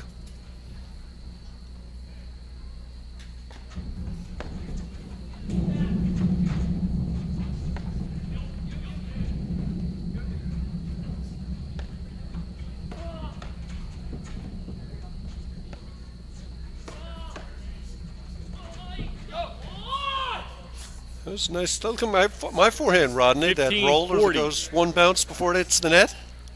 I have that shot.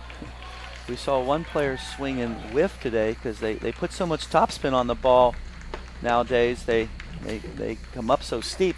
Game. Irdoja. 2 all. Pivert. They break back. 2 games to 2 in the second set.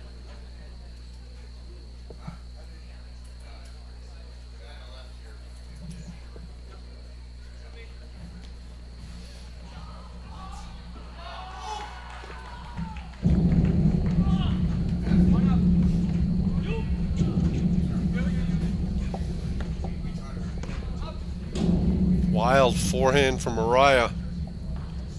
15 Good position, love. great lob from Morneau. Fails to convert.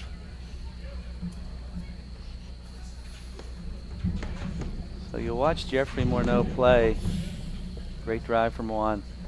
His forehand is basically a two-handed left-handed backhand. Forehand, backhand. Unlike just about anybody we've seen out here. Yeah, hard to tell exactly what it is, but it's good. It's all good, but look at he switched his hands there now. He's got his right hand low, but when he gets ready to drive, that left hand goes low, right hand high, and hold on to your horses.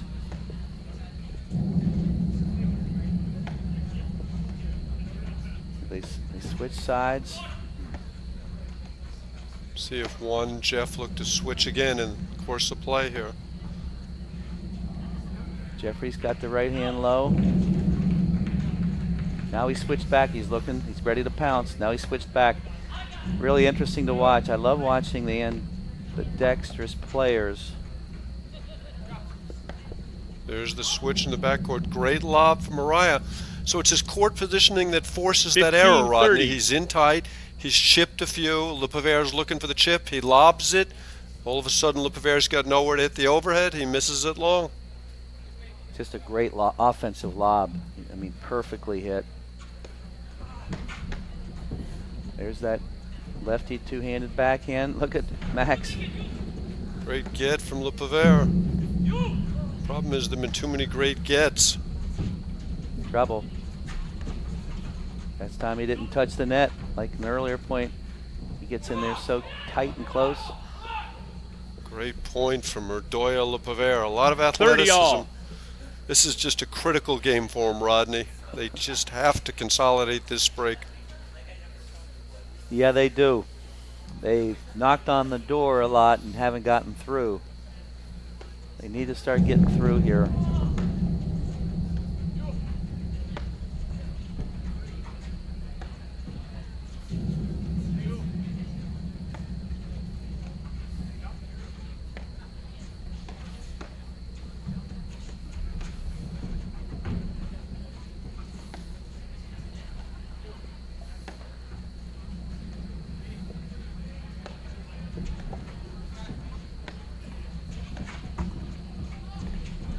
Smart choice from Max. That let cord just dropped over. You got to lob it up and bail.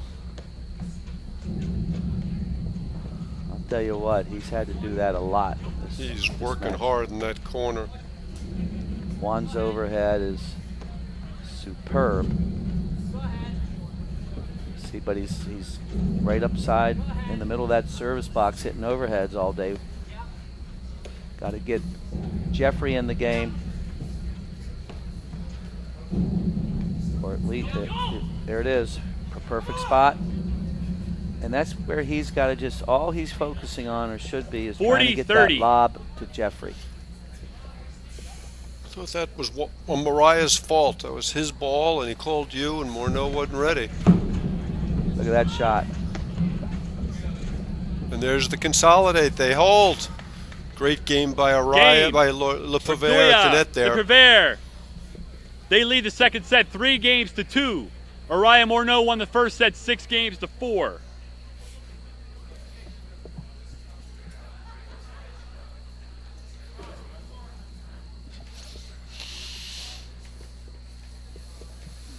Good stuff, huh, Rodney? I'll tell you what, I like this pregame to the Cubs game.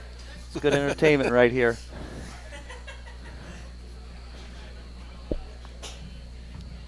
Okay, Juan Arraya to serve, 2-3, second set. After 4 breaks in a row, Irdoja breaks the trend and consolidates. I just think the average sports fan, if they watch this, they would like it. You know, it's so quick and fast. There's not much downtime. You know, in tennis, there's so much time in between points. You get 35 seconds in between points or so. Here, it's like squash. It's quick. So today's kids like quick stimuli. It's just so fun to watch. Ryan misses that one. Great lob from Irdoja. Love 15.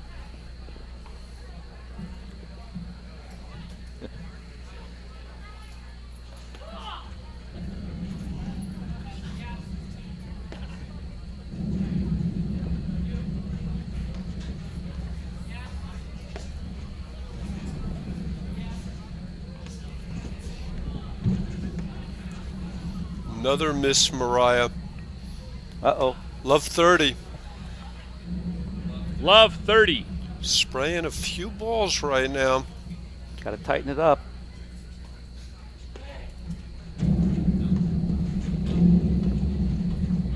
Interesting, he's using that big kicking serve as an offensive serve to pull Irdoja out of the court. And Irdoja's been chewing that shot up for lunch. It's the first one he's missed. There we go, Max. I like that. Just keep going higher.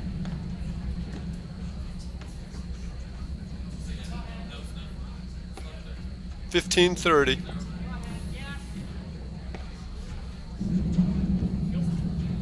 I mean, I'd like to see Max take a page out of Flip Goodspeed's book and just start launching those lobs. 30 all.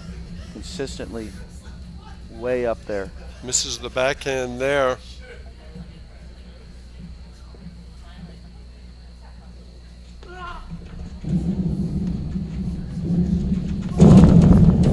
And Max gets tagged in the back. 40-30. Puts Arraya up 2-1 over Le Pivert in the tag game.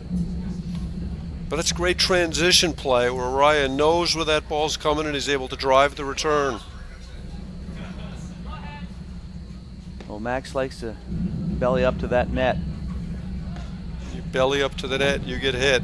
Occasionally. It's part of the game. But you also can volley offensively and stuff the driver. And nobody got hit more than Mike Stulak, who nobody hit more winning volleys either. Always a trade-off.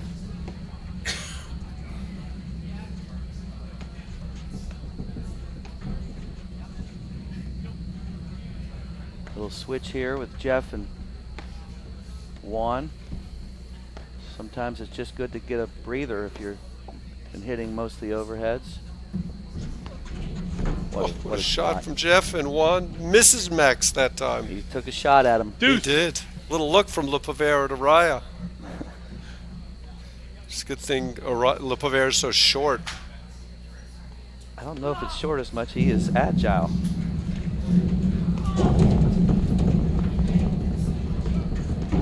There's that offensive volley.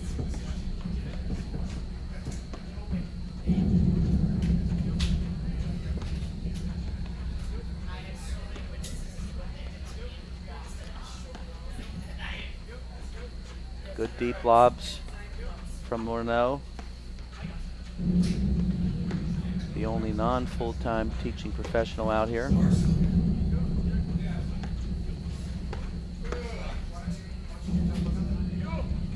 Great lob.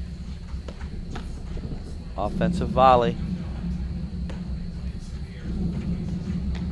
Look at him hold that ball.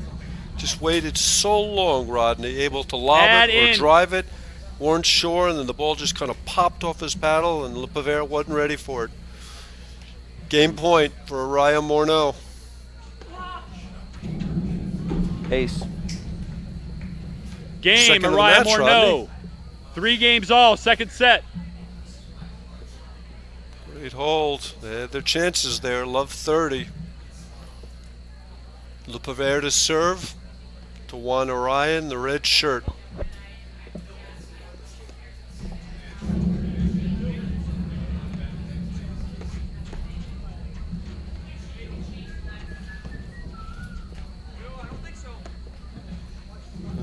Le Pivert was correct about that.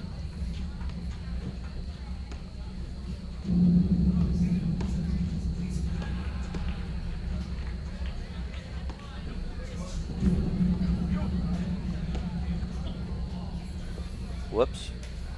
Love, 15. With the cut overhead comes some misses. Haven't had a balk from Le Pivert in a while. I think we're due.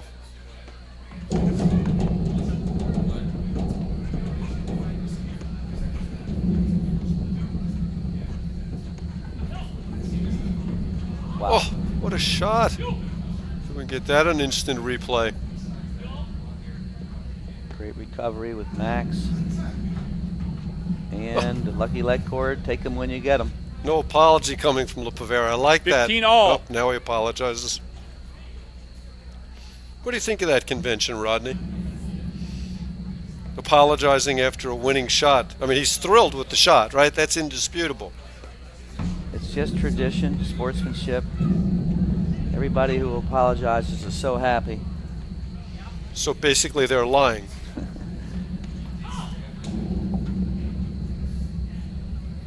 $15.30. 15-30.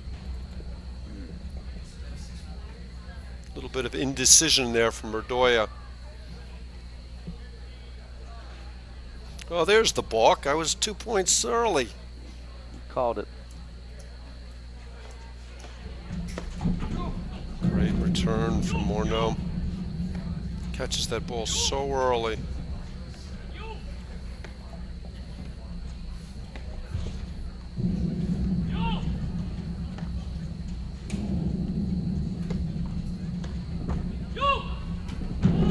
Great get from Morneau.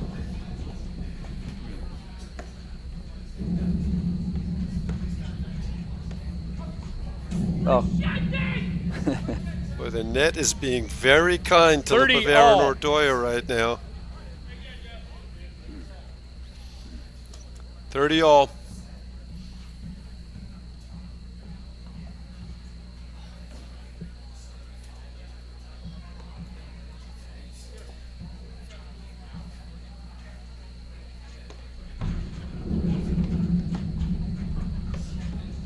Great spot. There's that right hip you always talk about, Mark.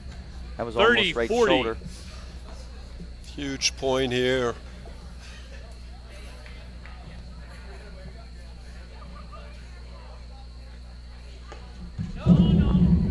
Ouch.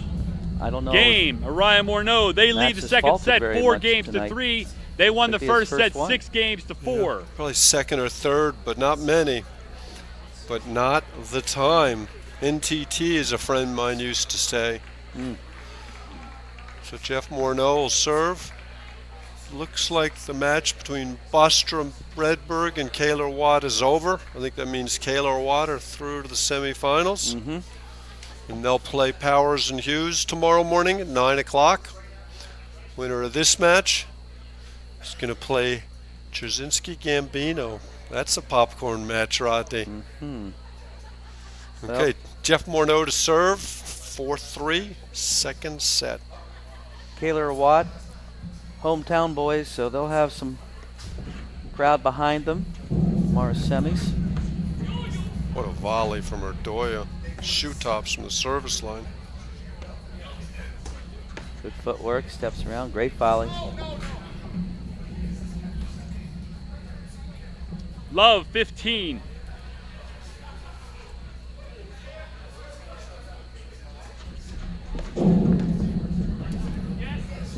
I tell you, Rodney, Mick Irdoja is playing some first-class paddle. I'm with you on that. He needs a little more help from the ad court, whether it's from Max Pivert or Dan Regan. But boy, he is a load over there. Yeah, he's got potential to win a national championship or two. Yep. Everybody out here does. Love 30. But he moves like a cat, generates a lot of offense, big forehand as he misses a return to serve, just as I'm 15, talking 30. about him. Teaching me to say such nice things. You jinxed him.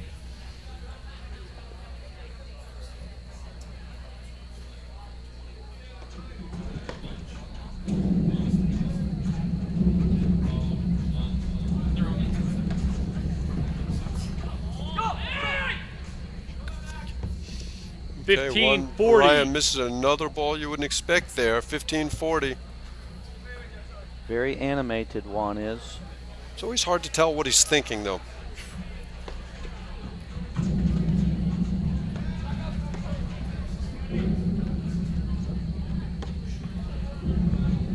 Now he's got to get that lob up the line. Paramount. He's got to get it up the line.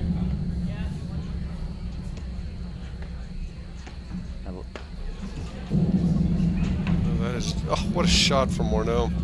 Bails his partner out from a bad overhead. Although Mick Irdoja is just able to contort himself in ways to find that overhead that other people can't do. Juan's overhead is so filthy. I like the way he goes about 6-7 in a row over there to Max, and he tries to catch Mick on sleeping, icing him out. That was a ball Max could have looked for the forehand on, but didn't. Tried to get it up the line, but went a little crooked. 30-40. But he hit that good deep lob and then didn't follow it up by putting himself in position to hit the forehand. 30-40.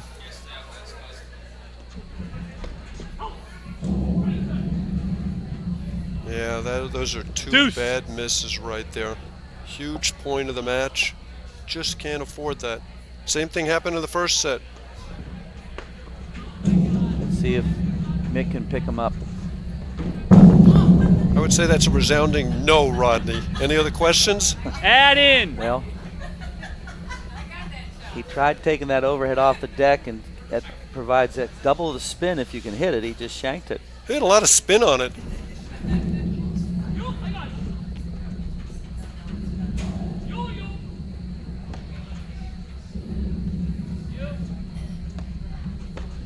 There's the move I want to see more of, sliding over. The Pivert.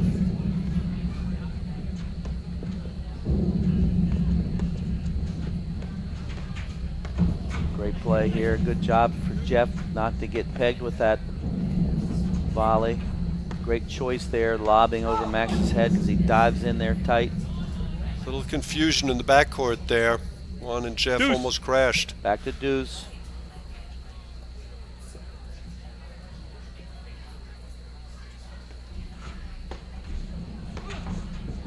Wow. With the exception of Mark Parsons, nobody drives the ball off the deck when the ball goes through like Jeff Morneau. I'm with you. I'm a believer. It's that lefty backhand. Righty forehand, lefty backhand, whatever it is, it's good. It's a lefty two-hander. Oopsie. Wow, have they gotten a lot of lead cord winners? Add Takes them out. to break point. Another one. 3 or 4 more, they're going to win this game, Rodney. They seem to take a few to get over the hump each game, that's for sure. It'd be fun for them if they could just win on the first one and not have to work so hard.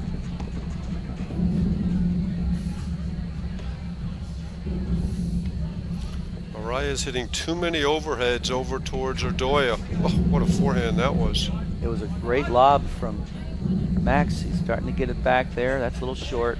And he paid the price.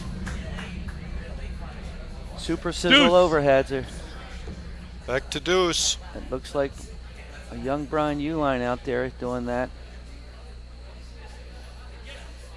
I don't know how young. I saw a couple of gray hairs in one. He gets tremendous racket head speed. Takes the outer coat of fuzz off the ball. Juan tried to get Max. Oh, great athleticism. Wow. What a get from Irdoja. I think we got a highlight point here. Got like a whole reel today. There is some good new material, that's for sure.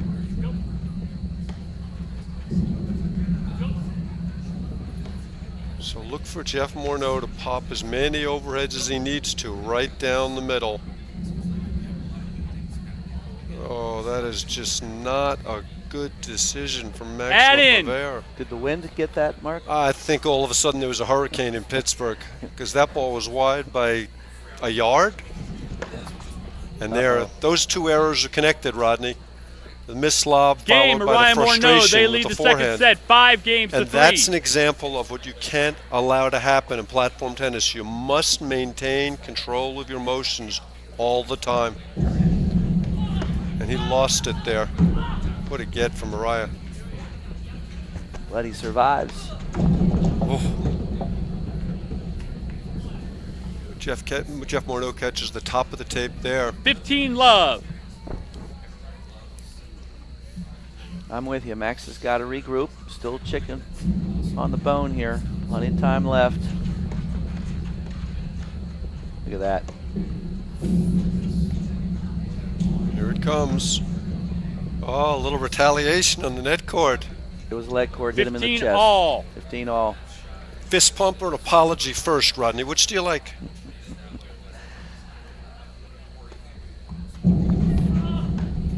What a volley off the shoe tops from Mick. Tremendous return. Great Tremendous lob from Morneau. Point's got everything in it you need. Wow. Great slash overhead from Arraya. Takes them 2 points from 15-30. victory. Just loving the variety of shots. Executing all at a high level. Oh, I think that may have been going out. I had the same thought. 30 all. It's like Juan hesitated just a fraction of a beat. That's where Jeffrey, if he thinks it's going out, he's got to call him off that. That brings us to match point. 30-40.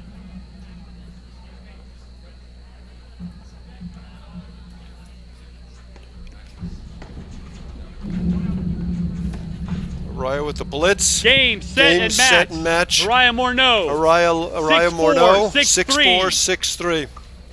Rodney, any closing thoughts? Well, it's great action out there. A lot of fun points to watch. I think the crowd had a great time. You heard them roar down there a little bit. You know, at the end of the day, Jeffrey and Juan, a little too tough.